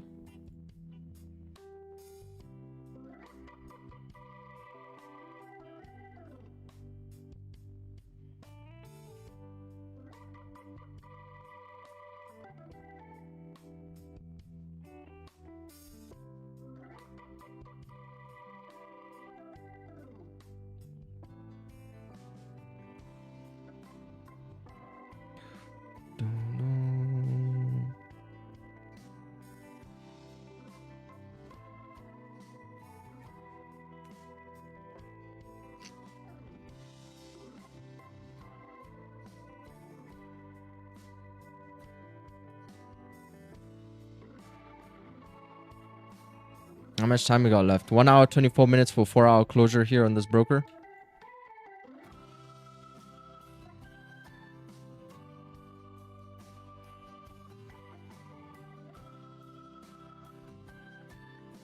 It needs volume to break the 1-hour resistance. Yep. Definitely.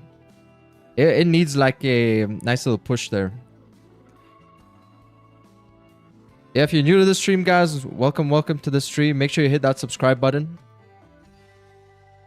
Make sure you hit that sub button. So you're gonna be always reminded by YouTube about this awesome stream here. And I think we're gonna do simulation session maybe this weekend on YouTube also. Cause man, that new MT5 on Soft 4FX is so good. It is so good.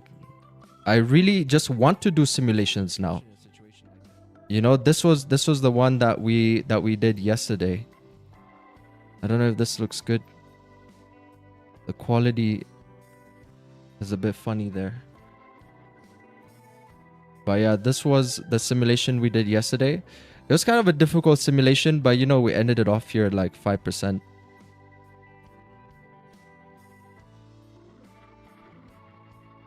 It's a really nice simulation, actually. Remember, this was a part where we're talking about the liquidity grabs and that sort of thing. So this is what I'm expecting from the market right now, is for it to just do like a little bit of foul play. Oh, we just did our entry confirmation for sells. I'm hoping now this is going to be a liquidity grab on gold. Just did a small entry confirmation for sells.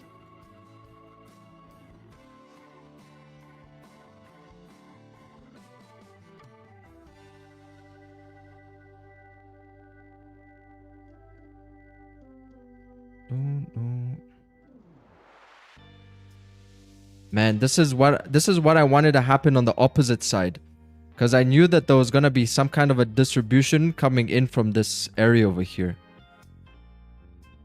But I want to see, you know, because of the bullish momentum, still very cautious about these sell entry confirmations.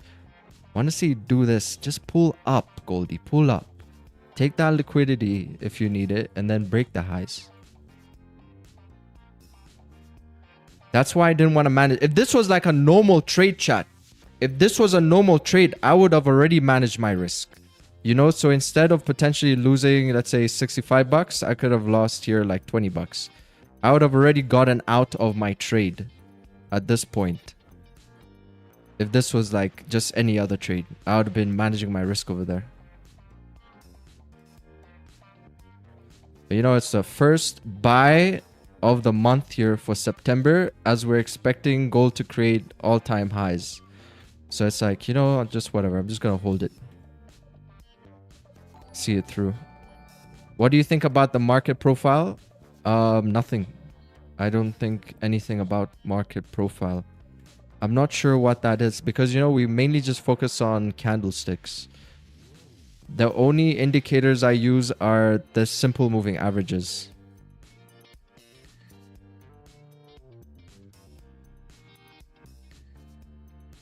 I had a confirmation for buy there for me. That is a liquidity. We need to go up.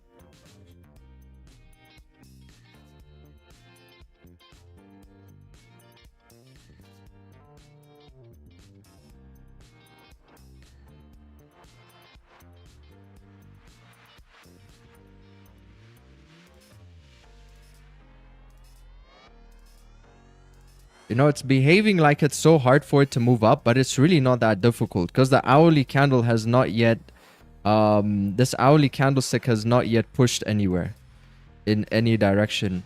So it would be a different situation, for example, if the hourly had already moved up something like this and it was still open. Because the whole idea is I'm just trying to catch an hourly candle.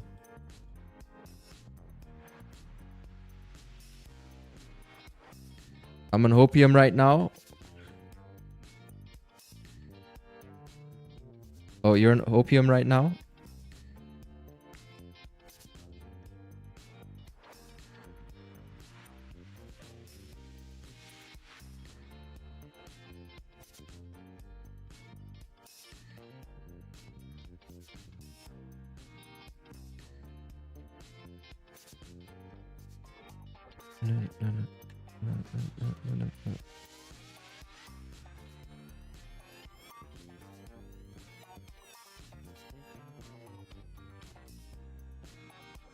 But like you said, this is just the first day. Doesn't work, you'll be at BE, call it a day.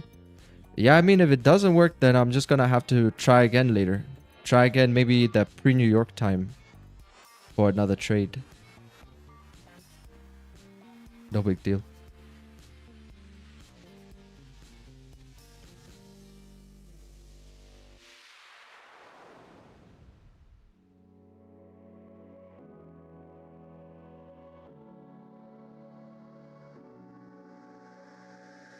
NY is closed today. Yeah, that's true. But as long as the market is still moving like this, there's still going to be some opportunities to catch. Just as long as we're not, as long as we don't range, you see, as long as price is not too compressed, for me that's enough. As long as I see some kind of swings like this.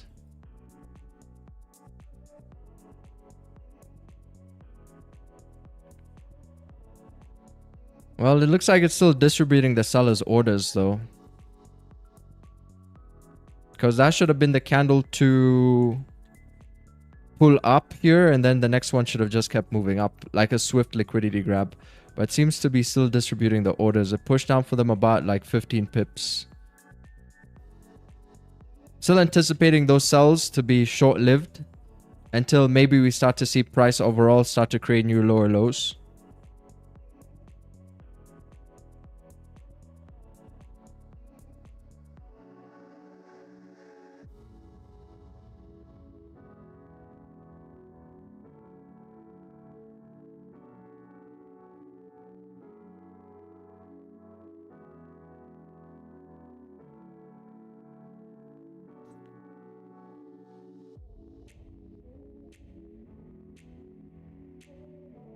$15-minute close in 2 minutes.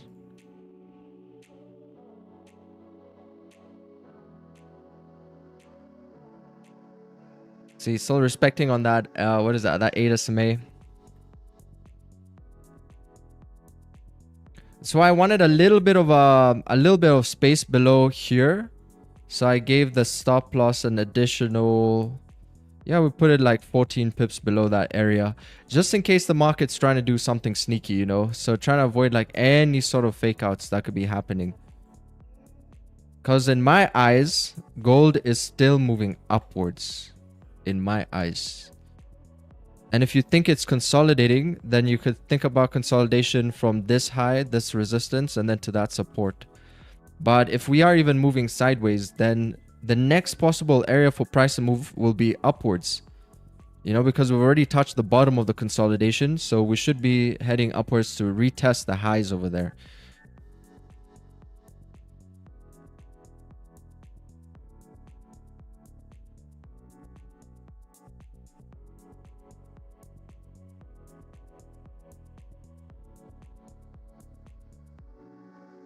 You're just hoping for ATH today? It would be nice to see an ATH on a Monday. Nice way to start off the week. Because you know, it's like, I'm giving myself a chance. Because if price moves from this area and it's going towards ATH, you know, at that point, it becomes even harder to catch a trade because of where you're going to be currently sitting at. You know, you'd have already missed. In hindsight, you're going to look back at it and you're going to say, okay, you know, I wish I had got it in a bit sooner. You know, that's what I was trying to do down over here. Remember, guys? But I couldn't get my entry confirmations. So this was just like a pure V-shaped reversal. I couldn't get in. But I was trying to get like an inception. But man, even on the 1 minute, there was no structure over there. So the next best possible area for me to take a buy, if I'm anticipating price to move up, is going to be within this range. That's it.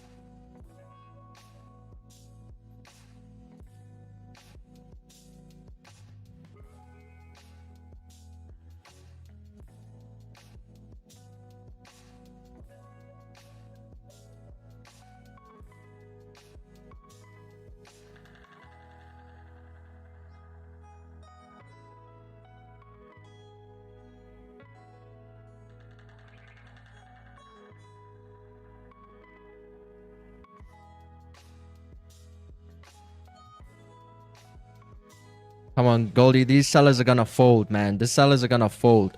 The moment you start to break above resistance, they're gonna get out their positions, Goldie. Let's go. Because you know, like when you take a trade, you're thinking to yourself, would you rather be a seller or a buyer in this market? Like, what team would you choose right now? You know, that's a team who's gonna be more willing to hold their position. That's why they say like, fear the man who has less to lose. You know, as well, because if you're taking a sell and price is giving you a hard time, for me, that seems more risky than if I take a buy in line with where the price is going. You know, if you take a sell, if this was a sell like that, and we're having a hard time like this, this doesn't make sense. But anyway, if you take a sell, this should be a buy. We should flip this. We should actually flip this. So if you're taking... Oh, okay, wait. The inverted scale is confusing me now. But you know what I mean. You know what I mean. Whenever you're counter trending and market gives you a hard time, it's always a more dangerous position to be in. Because you know what they say, the trend is your friend until it bends. So right now, the trend has not yet bended. Have you seen gold break out a daily support?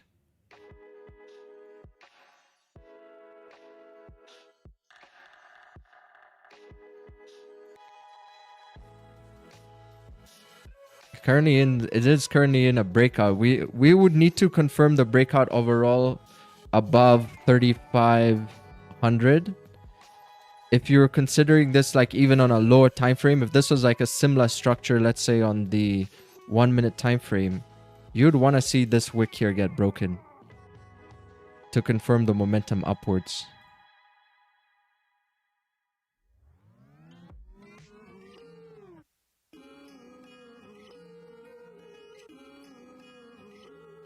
The last trend bender. Nice one, Joshua. But it's quite funny that it's struggling so much though. I do agree. This is something usually I tell my students, like whenever you see price struggle like this, it's usually better to get out of that trade. That's exactly what we did on Friday. On Friday, I had taken a sell on gold, but my gold position was taking so long to play out. So I just got out of break even. I got a break even, then it hit TP1, then it reversed on the trade. But whenever it gives you a hard time, it's usually a good idea to manage your risk. Because your really good trades are not going to give you a hard time, correct? They're usually just, they're more free-flowing. So for something like this, naturally, I would have already been out at the break of these lows.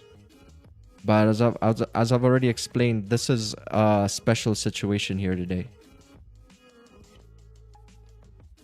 Why not close half at break even? Oh, why not close half? Because I already anticipate that the position is gonna fail. That's why I don't close half. Because if you look at all your good trades, and then also look at all of your bad trades, they kind of have some sort of a characteristics, you know, they have some kind of characteristics. So for me, my losing trades usually have a sudden characteristic that I always look out for to manage my risk. So there's no point closing half. There's no point closing half. Because the idea is like, I want stress-free trades, you know? Like it's fine to have pullbacks. You see on this trade over here, I got triggered in. Let's see if you guys can see it properly. Got triggered in. It pushed up and then it pushed back down. But it's more swift. It's more swift. It's like up, down, and then, you know, it starts to pull up again. Like that's okay with me. But for a trade to trigger you in and then just flirt around this area like this is usually always ending up to be a losing trade. So you have to be very cautious about those types of trades. So, you know, worst case scenario for me on this trade, I'm out here at break even for the day at least.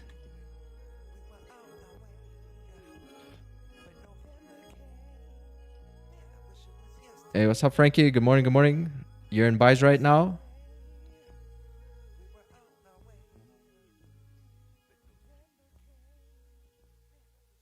Maybe it's waiting for the next hourly candle to open.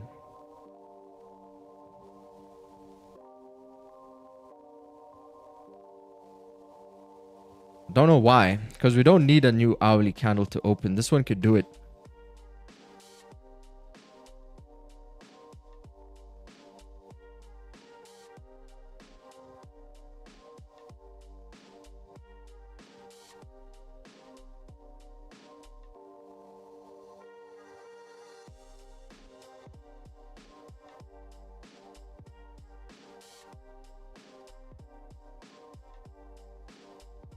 How much is your SL? Oh, my SL right now, I think is just about 1% risk.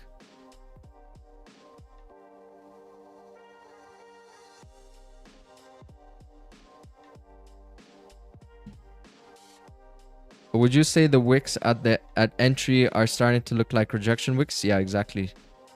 Exactly. It is. I'm just gonna see it through.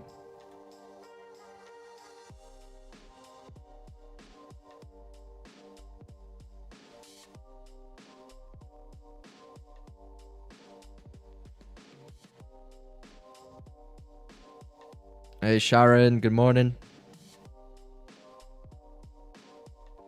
See, that's what I was telling. Wait, let's see. Where is that trade? See, this was that sell that we took. I was like, okay, you know, we reduce our stop loss. We first manage our risk. We tighten it up a little bit. And then I just closed my full position at break even. Said it was taking too long for me. So it's a similar thing like what's happening now. Just taking really long. But this was different because this was like a sell on gold. You know, but the bias in terms of gold direction of the higher time frame is not sell. It's more a buy.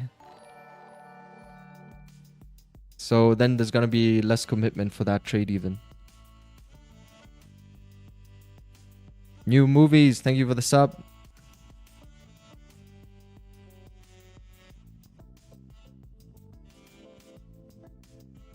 This is a paper trade buy on gold. The idea is to wait for price to take earlier buy, sell around 34.69 and create structure around this area to have clear direction. Now on the 1 minute time frame, new structure is broken to the upside, SL under new support.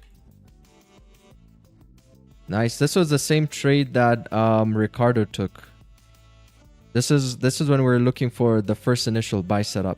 A little bit of a fake out maybe here. Break about the highs for price to continue moving bullish. Not the easiest trade to see though. I gotta admit, it's kind of difficult. TP1 either 1 to 2 RR, take some profit or just a sell to BE and ride the bull. Ride the bull and trail your sell along the way. Oh, nice. Awesome. We got some gold buys here as well and one quick sell off.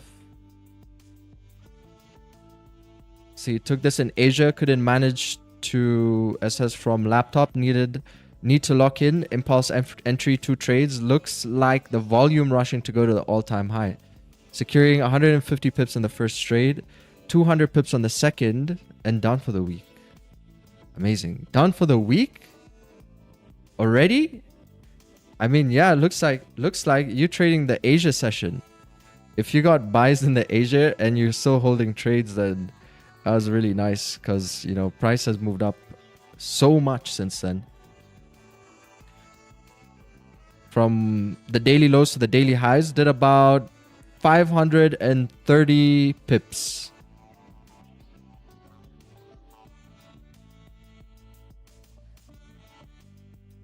Where are the buyers? The buyers are nowhere to be seen again.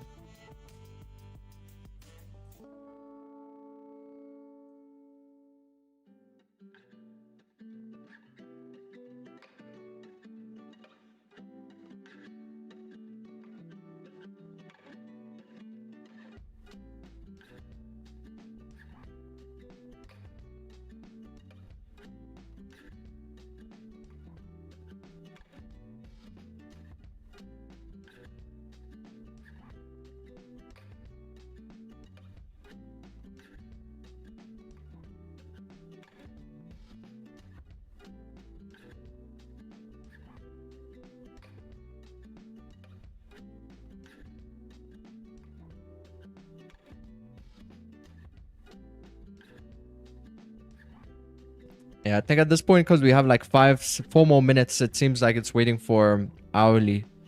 The next hourly open.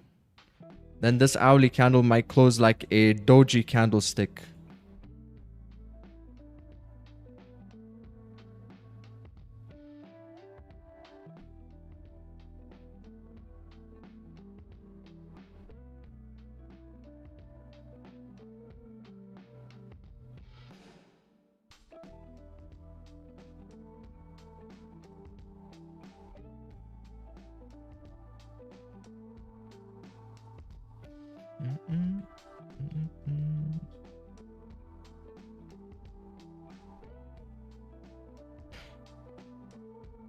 It broke out of this accumulation here, came down towards support, retested support, have a small retracement with this wick. Maybe I think that wick was trying to take out some sell orders, came pretty close to that resistance. Didn't entirely break it though. Now it's back here at that support. It's forming like a pretty large accumulation at this point.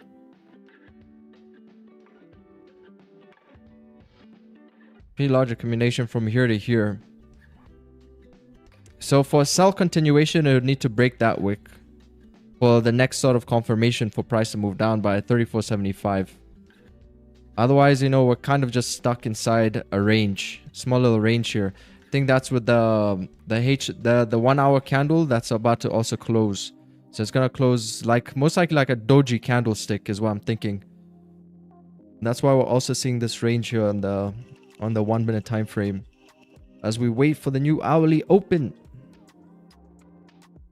And then with the new hourly open, anticipate that price can, you know, first it's going to have to create its hourly lows. So it's going to have to still see some more drawdown potentially. And then for price to continue moving up again.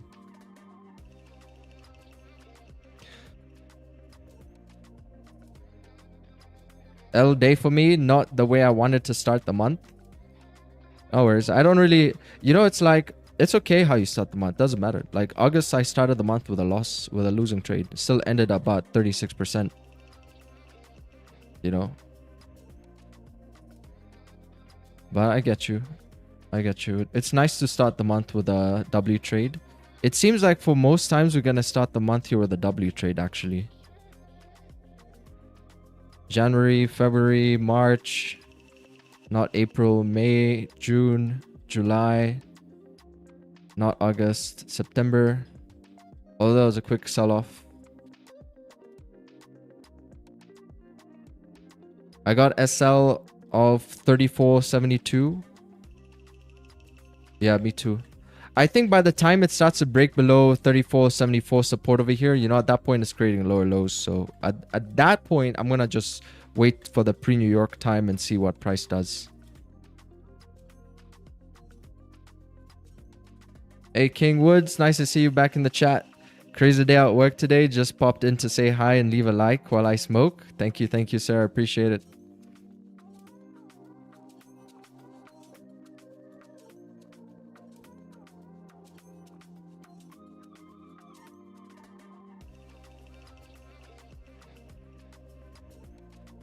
Gold has no volume to push up now. Yeah, I'm just waiting for next hourly open. Here, maybe the next hourly will have some kind of directional bias. This hourly candle didn't have any direction, you see? Just stuck here. But fundamentally today, I don't believe we have anything. Just except bank holiday. Bank holiday for the NY session. But besides from that, it looks good. There's no fundamentals to watch out for. Tuesday, we have ISM manufacturing. Wednesday, we don't have anything. JOLTS jobs openings. Let's see. Oh, Thursday. Oh, this is NFP week. We have ADP on Thursday, and then we have non-farm payrolls on Friday.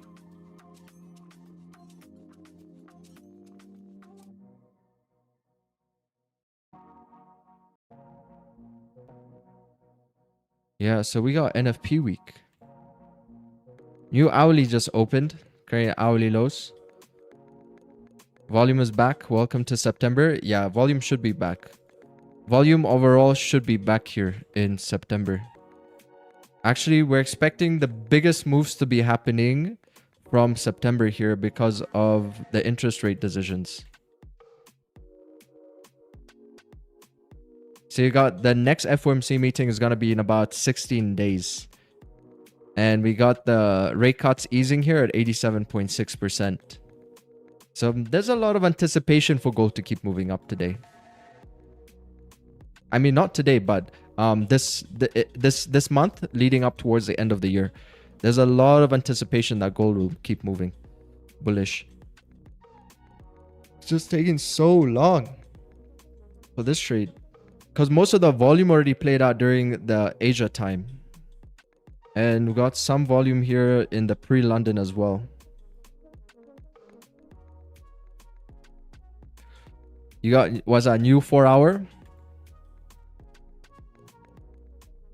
Oh, it's distributing again to the downside. That's another entry confirmation that's currently in play right now. So the first one was the sell right here on that push. And now the second one is that break of those lows. Distributing from this area now.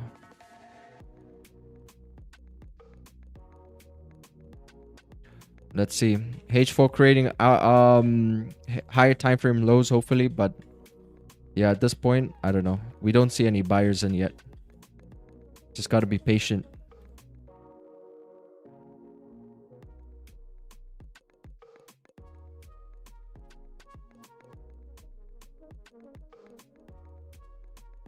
What's our website, Vic, where the Fed meeting is?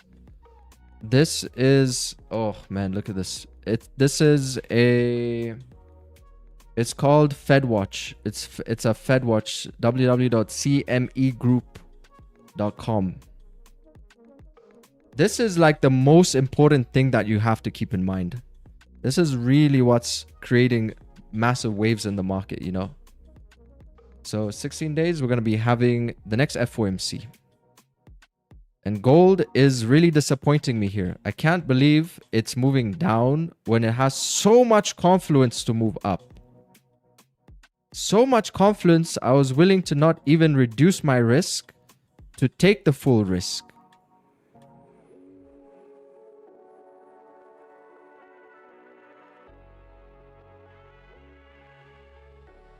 Tapping into BPR. Let's see whether I can hold.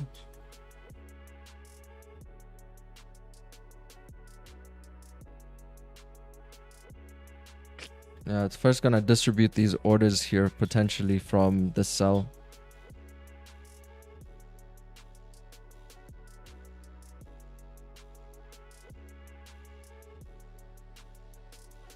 Damn, gold.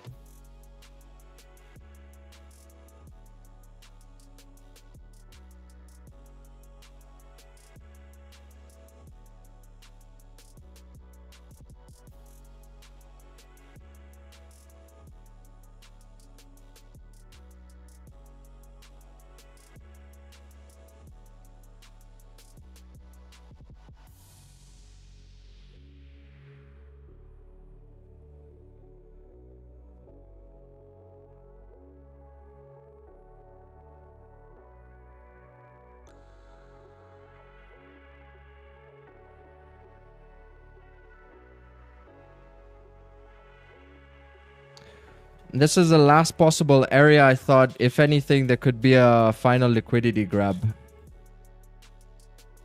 So that's the last, what do you call it? That's like the last joker, I guess, in terms of my reasoning for putting my stop loss where it is. Giving it a bit extra room to avoid this last sort of potential grab here. That's it. If he keeps pushing down at this point, then, you know, screw it. There's just no volume. It might have to revisit these highs later on. But the thing is, like, since it's a USD bank holiday, we have to really see how price moves during that New York session time. Because if this was just like a normal day, yeah, with a pre-NY USD, with a pre-NY and NY open, rebreak of these highs could have a nice follow through.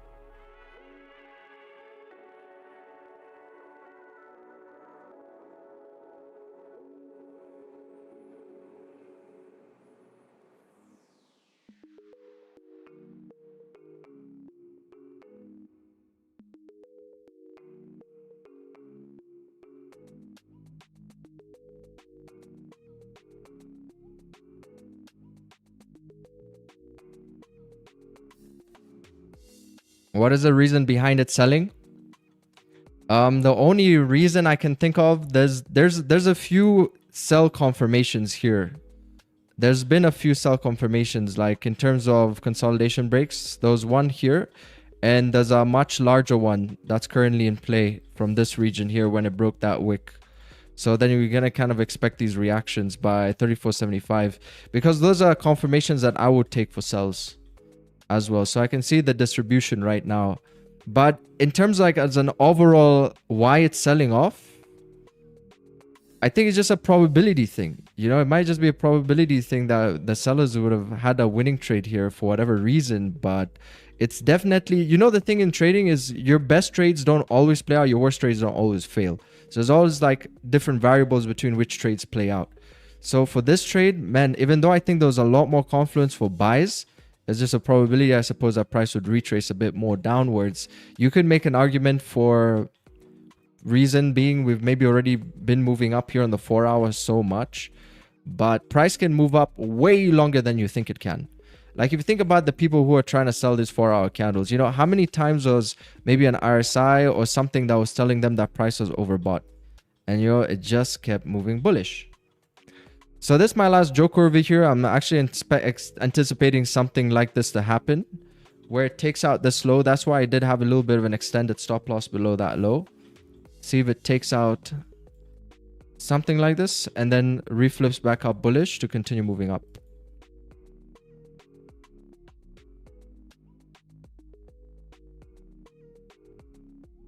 But that's going to be up to the, I believe, the 15-minute candle here to do that pullback.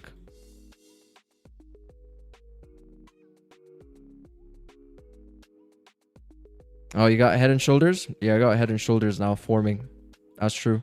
Left shoulder, head, right shoulder. But overall, you know, still kind of moving sideways. That head and shoulder is going to look really nice if it can start to break as well below 34.70.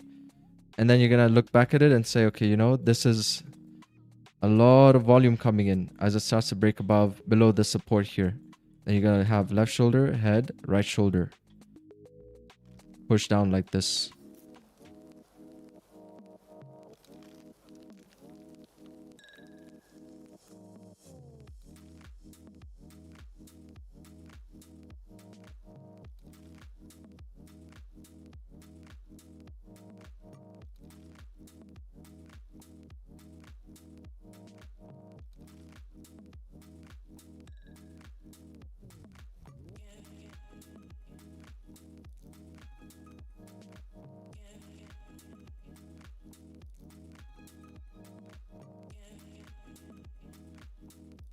Could also be a timing thing as well with the sells compared to the buys. Oh, wow. I can't believe it. I can't believe it. 34.72. I can't believe it, gold.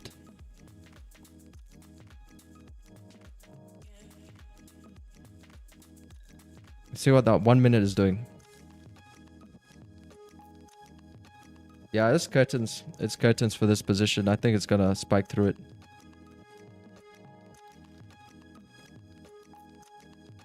Yeah, I just closed my trade over there. Damn. Such a good position. I'm gonna have to revisit this idea.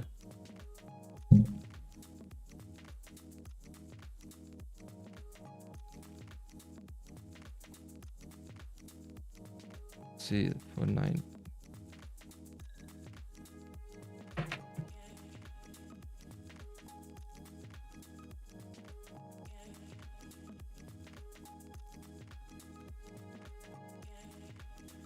Consolidation buy.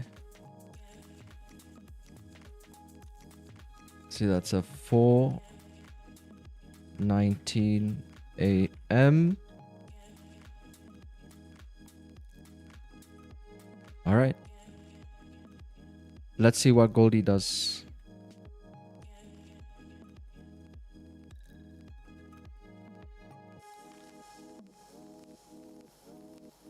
Let's see. Just think as simple as possible. Cut loss quick. Smaller.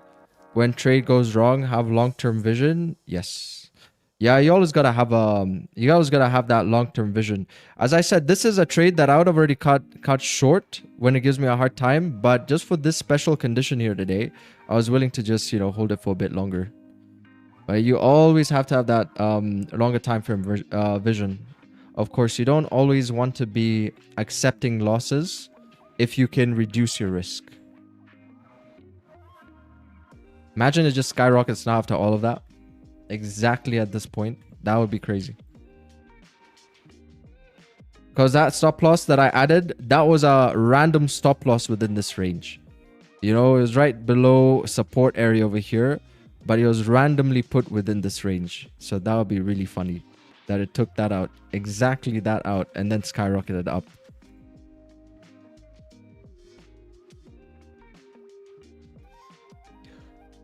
It would almost be like somebody is watching me. I'm glad price... Oh, okay, let's see. Everything was valid though? Yeah.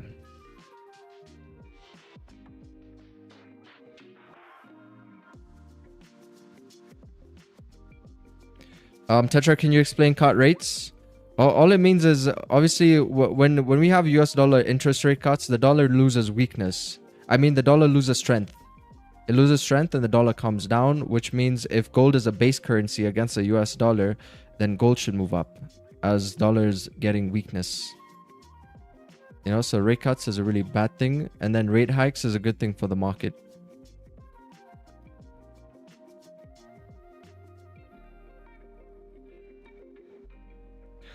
This is a pretty big range below support by 34.70.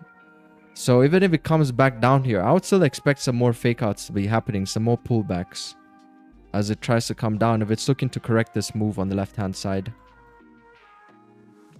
It's a pretty big area, that is.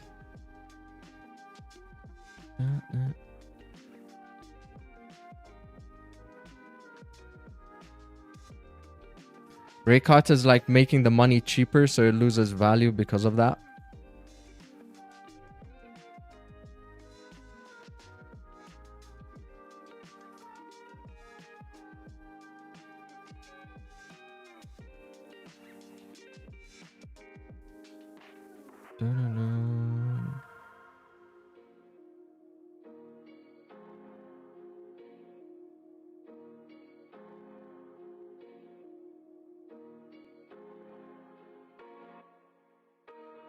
See how gold futures was behaving at that level.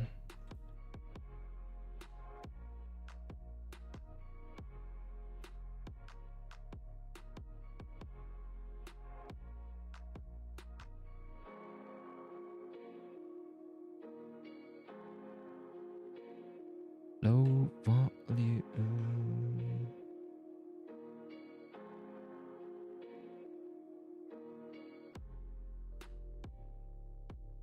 Putin tells Modi Russia and India are closely coordinating efforts at the international level.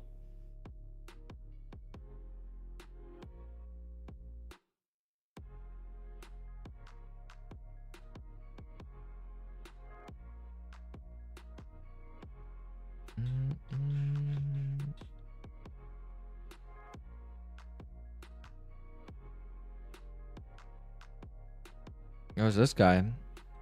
Close XAUUSD positions at market price. Close all. 9,700. This is definitely a buy.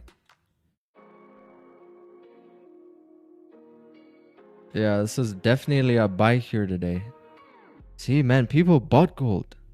So many people bought gold here during that Asia time.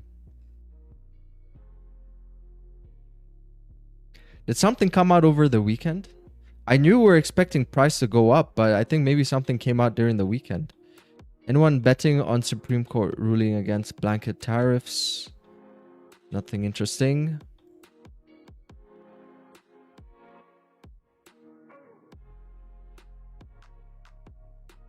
Unrealized losses aren't losses. Where is that written? In the name, unrealized losses. Yeah, Chow, we should have just held this trade. It's not a losing trade until you close it. You know, those are the last words you utter before your account blows. I love trading options. My favorite part of church is when they pass around the bowls of free money.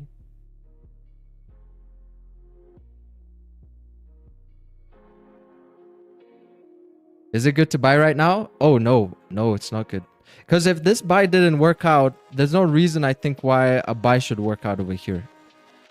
You know, why would price now all of a sudden start to buy here? This is the point where I leave the market and then I'll come back to it later on and see what it's been doing. See what kind of structure it's been forming. Because, you know, if this didn't work out, then maybe it's just low volume right now. See, previous hourly closed like a doji. Couldn't manage to get back above. This hourly now is doing the wick fill. We wanted to see a wick fill above here, but now it's doing a wick fill below here. So I still think like if you're gonna take a sell, it's still gonna be a counter trend idea. You know, so you wanna still be a bit cautious about that. But as of right now, price is just ranging. You got like support down over here by 34.70 and you got resistance by 34.88. And now this is the overall range that you kind of have to look at and see for yourself what kind of trade you want to take today. You know, it's 225 pips. 225 pips. I still think if I could get a buy position later, I'll still be anticipating the buys to have a better chance of a runner, unless on the HTF that price can start breaking below that support. Rate cuts. Let's see. This is the only news. Trump more than 15 trillion will be invested in the USA, a record. Much of this investment is because of tariffs. More than $15 trillion will be invested in the USA, a record. If a radical left court is allowed to terminate these tariffs, almost all this investments and much more will be immediately cancelled.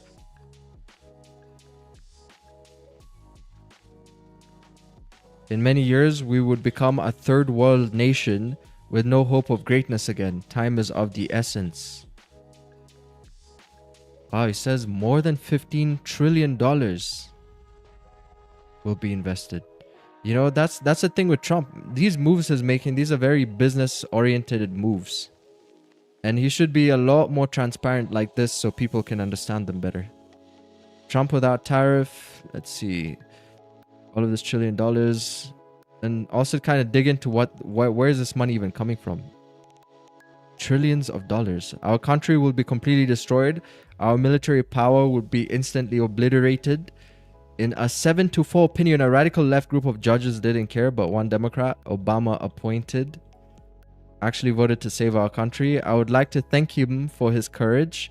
He loves and respects the USA.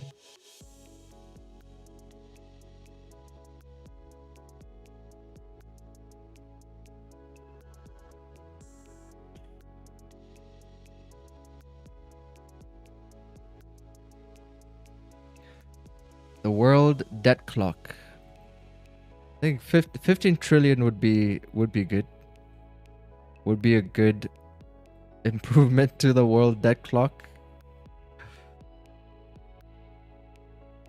Then you kind of wonder, it's like, who are we in debt to? It's like we're in debt to each other. We're in debt to each other. It's kind of funny.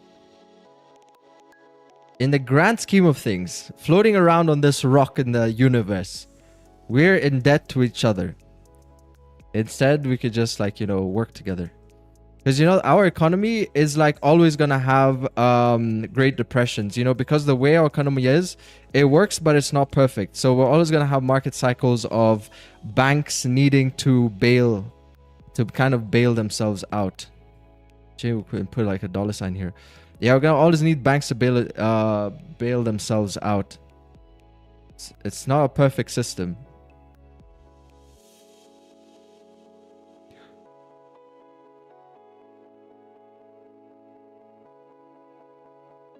Trump moves the market more than Powell does. Stock market lost 5 trillion because of Trump. Yeah, he has loads of influence. You know, even like with Twitter right now, Twitter is such an influential platform that exactly, he can move markets. He can pump and dump. He can do a lot of things. Imagine if you had Trump's Twitter for the day. You know, you could make so much money if you had Trump's Twitter. Just pick what you want to move. You know, a kid actually did that. There was a kid who hacked into the Twitter headquarters, and he had access, administration privileges to accounts. So you know what he did? He went on every famous person's account. He went on Elon Musk's account, Jeff Bezos' account, like anyone you could imagine famous, you know, who has a lot of influence. I think he even went on those other channels like Binance, like those brokers' accounts. And then he posted a wallet address for Bitcoin. And he said, if you send us $1,000, we will double it and send you back $2,000. You know, in the end, he was estimated to make, I think he was only able to get away with it for maybe like, you know, 30 minutes, maybe an hour before Twitter like shut everything down. But I think he was estimated to make about $1.2 million in those initial 30 minutes to 1 hour, which could be a lot more if he had more time. And in the end, he managed to secure about I think like 200K. He secured around like 200K. But then the cops caught up to him. You know what you call them? Those special forces. The guys who busted Jordan Belfort probably. You know, they're gonna find him, and they caught up to him, and they found out where he lives, and you know, he went to jail for that for like I think 5 years. But it just shows you the power of actually fundamentals. You know, a lot of people, they don't even look at technicals. They just have Donald Trump's Twitter page waiting all the time, refreshing to see if there's gonna be any kind of news, or like Elon Musk's page. The phrase stock market lost for someone to lose, someone won. It's always a balance. Like when we lose in forex, the broker won. So it's just who made more right decisions. Ooh. IRS. Yeah, exactly. IRS. The IRS caught up to him. And the guy was like, you know, it's so weird. The guy's like 20 years old. I think he was around like 20 years old. And he had a team. And on his team, there was really young people on his team. I think there was even like a 15-year-old on his team as well. And they're all grouped up and liaised on Discord to formulate this plan, which was actually in essence a very easy plan. You didn't have to be a genius to do this, but it's crazy how some corporation security is so bad. You know, he just called the Twitter help desk basically, and he told the guy about checking his VPN, and you know, through his VPN he was able to see what he was doing, somehow got his credentials, got into his account, and once he was in his account he could read emails basically.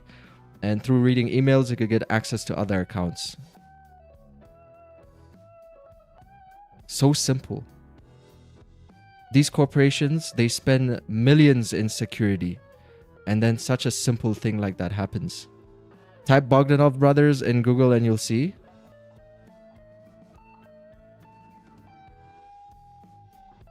Yeah, we know the Bogdanov brothers. Is Bogdanov a real person? Yes.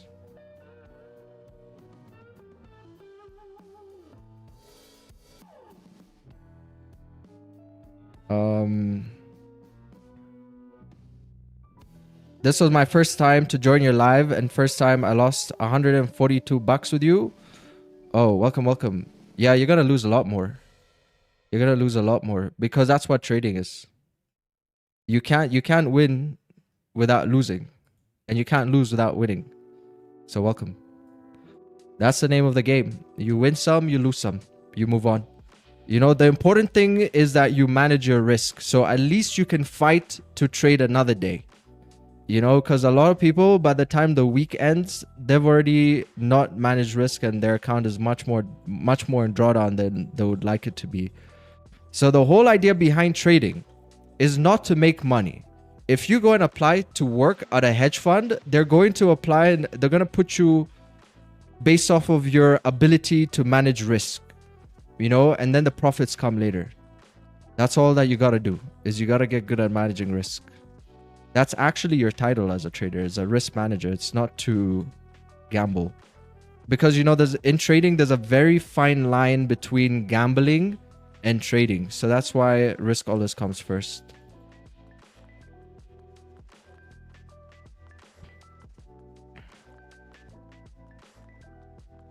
I lost also, I just managed risk. I lost 0.7%. Yeah, I lost also here 0.98%. You know, I also lost 1%. Big deal. What's the big deal? Imagine the amount of trades that you're going to lose in your whole career as a trader. Like if you just counted not just the wins, but just only the losses. You know, it's definitely going to be a good amount over there. Wait, let's see, 2024 stats are almost kind of similar here, but we still have a lot more. We still have September, October, November, December. But man, last year was a really good year. Last year was a really good year.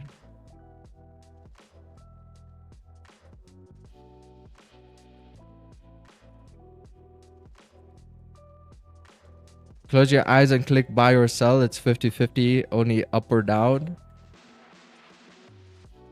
It changes in variables. Like you see, for example, a trade like this. That's why I mentioned, usually when your trades start to give you a hard time, it's most of the time a losing position.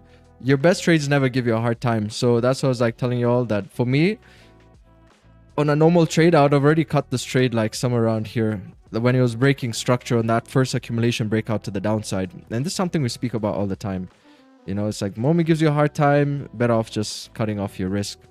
But since it's a special day here, the day of sorts, I wanted to hold it a bit longer. So it's not 50-50. Like the variables, they change.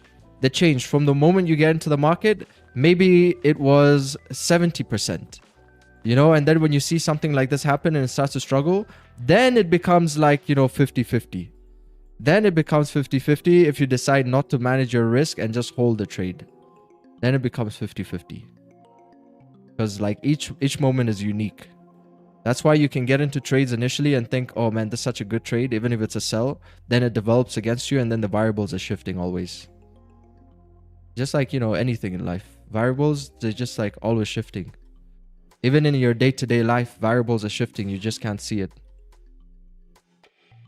You just can't see it. But if you're a robot, based off of the things that you do throughout your day, you're gonna see variables are gonna shift. Maybe your risk increases to bump into somebody if you make a certain decision. And then if you don't make that decision, then the chance you bump into that person, the percentage probability reduces. So you see, variables, man, they exist everywhere. Just the same way in trading. So that's how you want to think about trading, ideally. Now I bought gold from support. Yeah, this is just range bound off the higher time frames.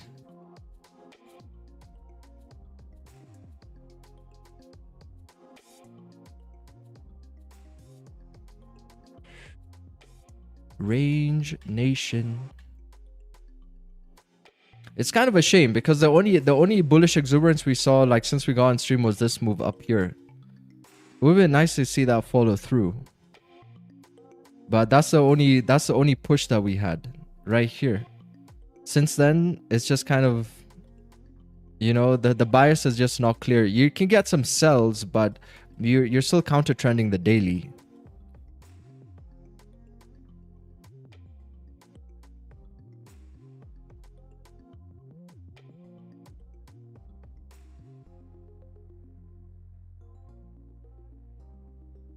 Cut 30 points in Asia was insane. Kept pumping.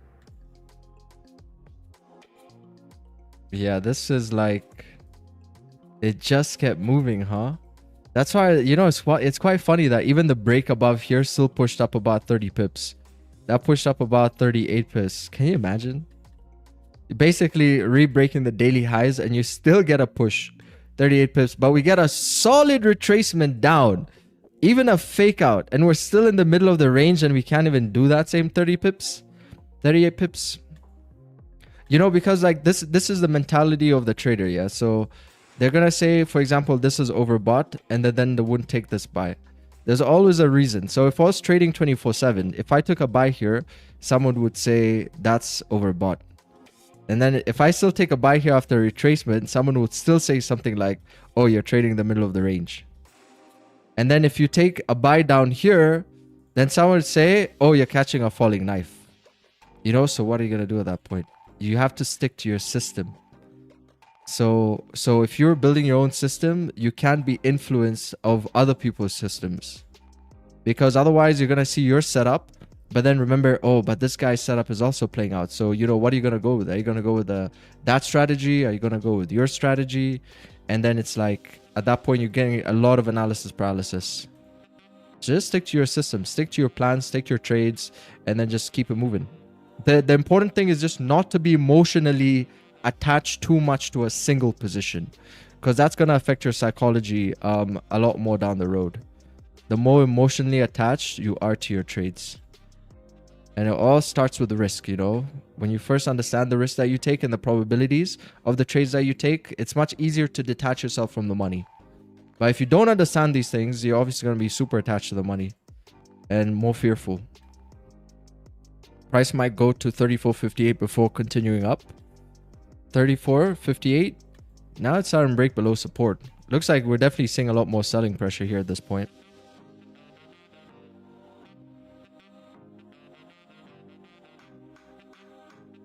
That was like the last pump from the buyers on that 15-minute candlestick.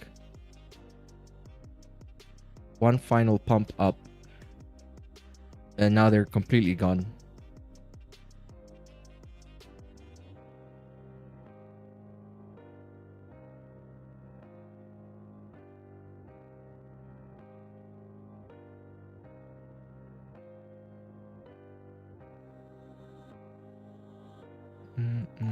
Now you bought gold from support. A Fodine, thank you for the sub.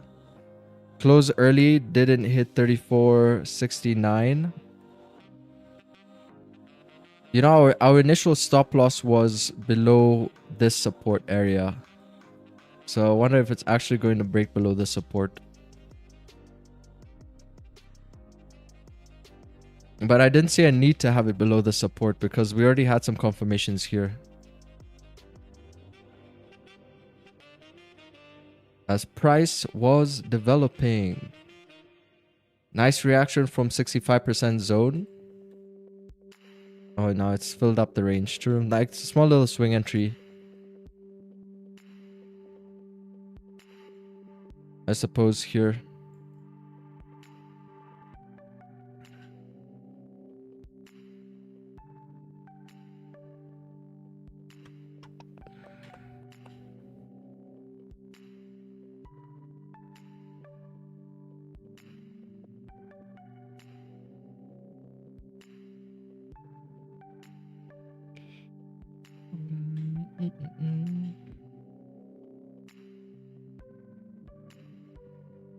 No risk, no Bugatti.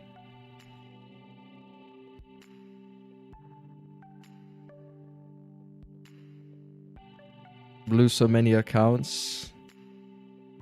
I'm down 4K in my whole life of trading. Oh, that's not so bad. You know, it depends how long you've been trading.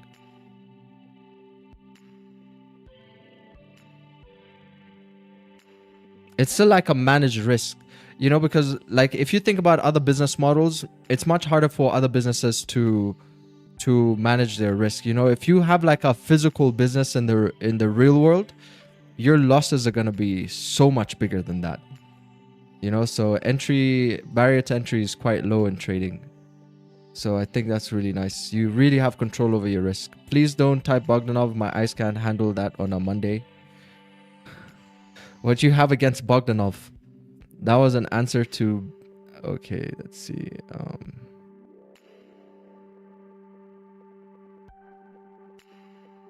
What if Goldie just retests the entry of the earlier entry for buy using that console on the 1 minute? This console is already done. It distributed from this area. So it looks like it was a sell.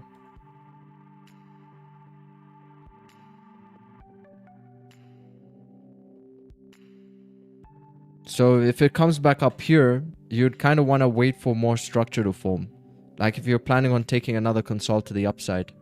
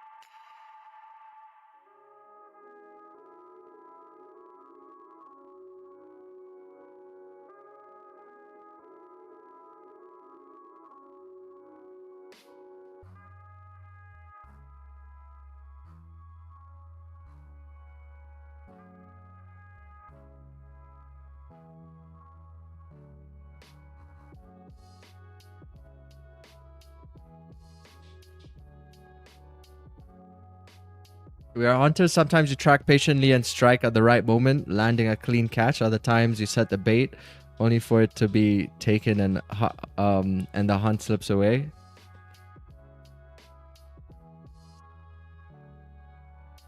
The price slowly going down. What a weird move.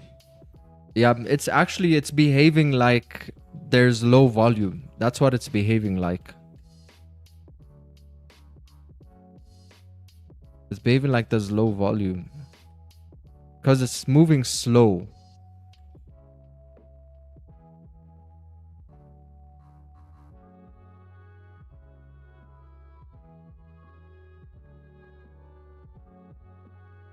But it's still decent. You know, I'm still thinking in terms of the people who took the opposite idea of the trade. Their trades still played out quite decently. It doesn't seem like there was any shock in the water. For example, for a sell here, stop loss above here. Or like even their sell down over here.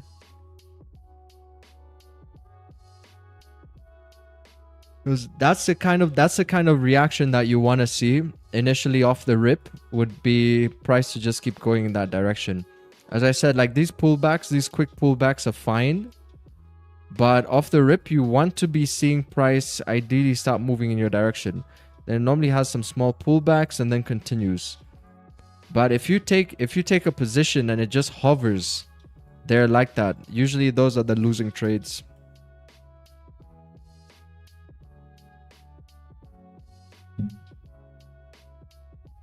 Don't think there will be an ATH today then? Yeah, usually a situation like this, when price is already moving up like this much, we tend to see more pushes, more exuberance, especially here at the London Open. We tend to see more exuberance. And also, since we have that USD bank holiday, I don't think the New York session ideally should have that volume then to create 3,500.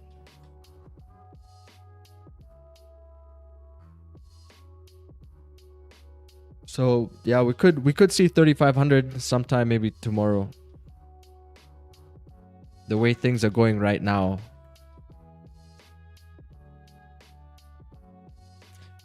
Okay, nice one. Look, yeah, I'll have a look at that link later.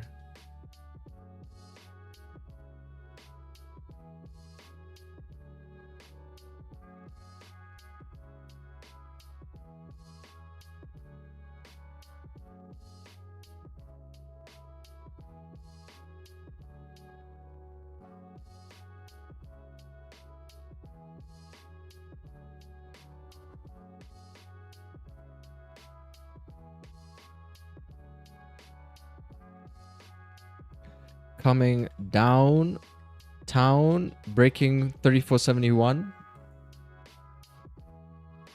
Support. Got about 5 minutes for candlestick to close though first.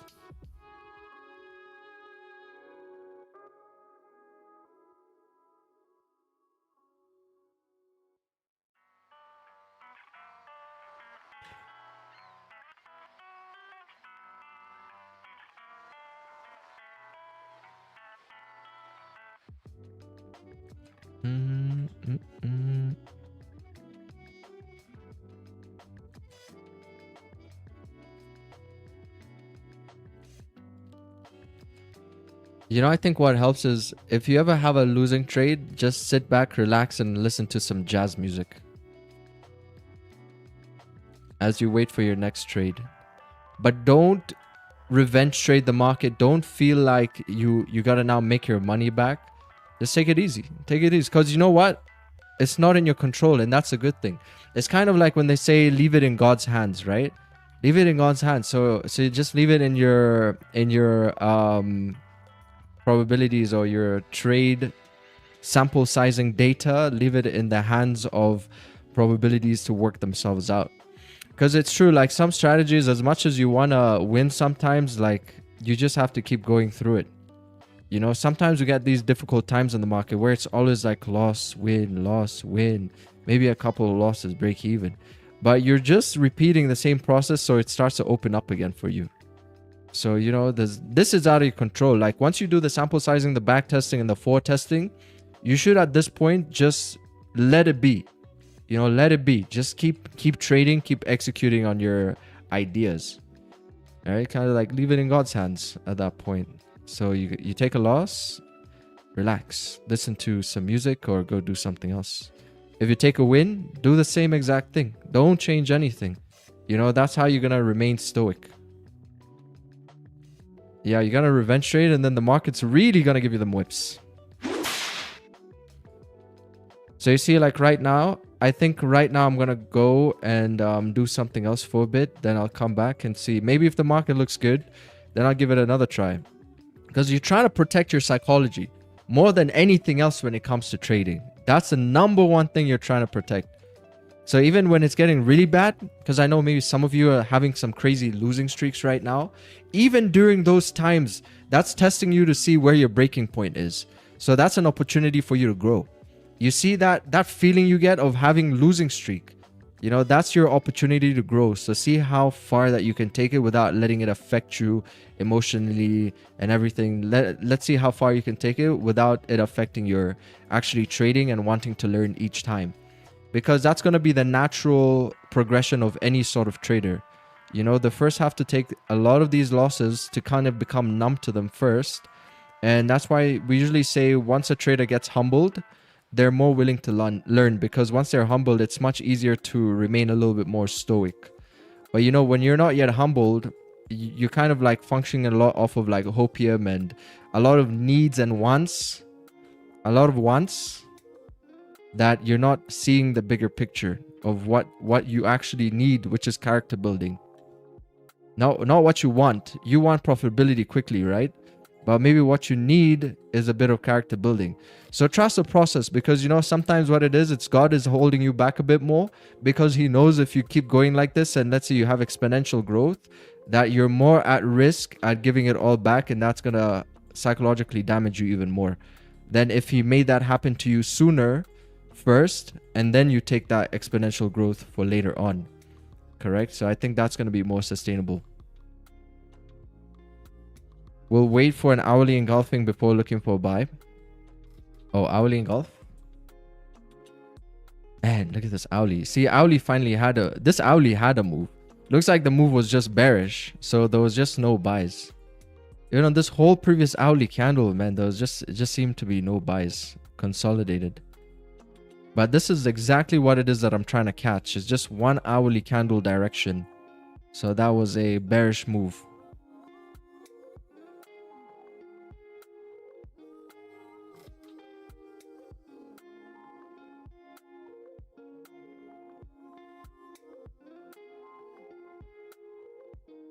But how do we even get up here, chat? I haven't even done my HTF analysis properly. So we had Friday break above resistance. Okay, so Friday broke above resistance. What happened? I didn't even look at the chart. Gold moved up on the New York session. Damn, that New York session on Friday must have been nice. What was it? What was Friday last week? Did we have any fundamentals? I mean, it was the end of the trading month. We had core PCE. Oh, we had the inflation data. Looks like it came out neutral. And that was at 8:30 a.m. and then price moved up here at 8:30. So since the core PCE inflation data came out, price moved up. And that's what we've been seeing a continuation of today.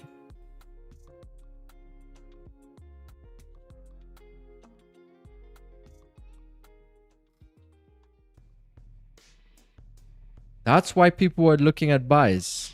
All right, it makes sense now why people are looking at Asia session buys. Writing off the fundamentals from Friday. Man, I don't look at the charts once I'm done trading. But sometimes you don't need to know everything about the market. Like if price is moving up with so much bullish exuberance, you're not going to question that, you know? Why question that too much? It's good if you know why. But at the same time, it's like if it's moving up, it's moving up. You know, also the job of a trader is to execute. Your job is to make money. It's not to know things. Knowing things is for the analysts at Bloomberg or, you know, a lot of these people who do a lot of analysis. That's their job. But trading and executing an analysis, those are like two different things. Two different things. Because, you know, if you cannot execute, then you can't trade. You could have the perfect analysis. You know, a lot of us have these awesome analysis and price goes in our direction, but we never execute. And then we're always like, damn, you know, that was the analysis. Why didn't I take that trade? See, that's the difference. Man, you just got to execute. You got to get good at executing. Just do it. Just do it. You know how much I struggled with execution? I always used to do my analysis, but I would always miss the move because I would hesitate. So I'd be like, oh, this is the buy. Maybe it's not the buy. And then, you know, price would, let's say in a situation like this, just start moving up. Then I'm like, damn, shit, that was a buy. And then once it starts to do that, and you know yourselves, you're all finding yourselves, or some of you still finding yourself in this situation. And then price moves and you're like, damn, and you feel like pressed. You feel like pressed, like, shit, that was a move. That was a move. Now the next move that you take, now it has a higher chance of becoming a losing trade because you hesitated on the first one. And then if you take that next position and it actually does becoming a losing trade, that does some real character building for your psychology. So that's when I learned, man, if the setup is there and you're ready to execute and this is your time to trade, just take the trade. Don't overthink it. Just execute. Otherwise, you get stuck being an analyst and not a trader. Nice sell you had there. Yeah, if you took a sell, that was a nice sell. BTC chart.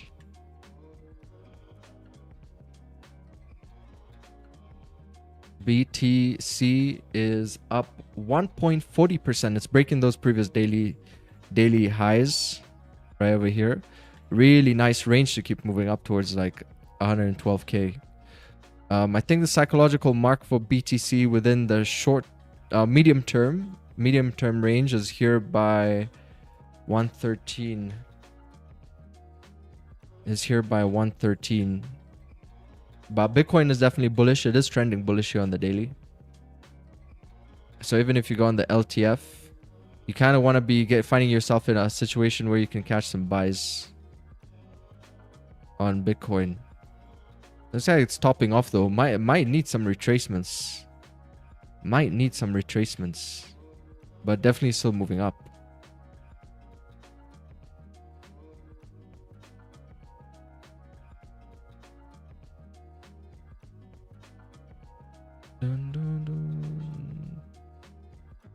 Alright, chat, I'm gonna head out here. Appreciate y'all tuning into the stream as always. Catch y'all tomorrow for London Open. And take care, everybody. Lots of great things on the horizon regarding gold and all-time highs and volume plays. So that's what we're going to be majorly looking at here for the rest of the week. Adios, everyone.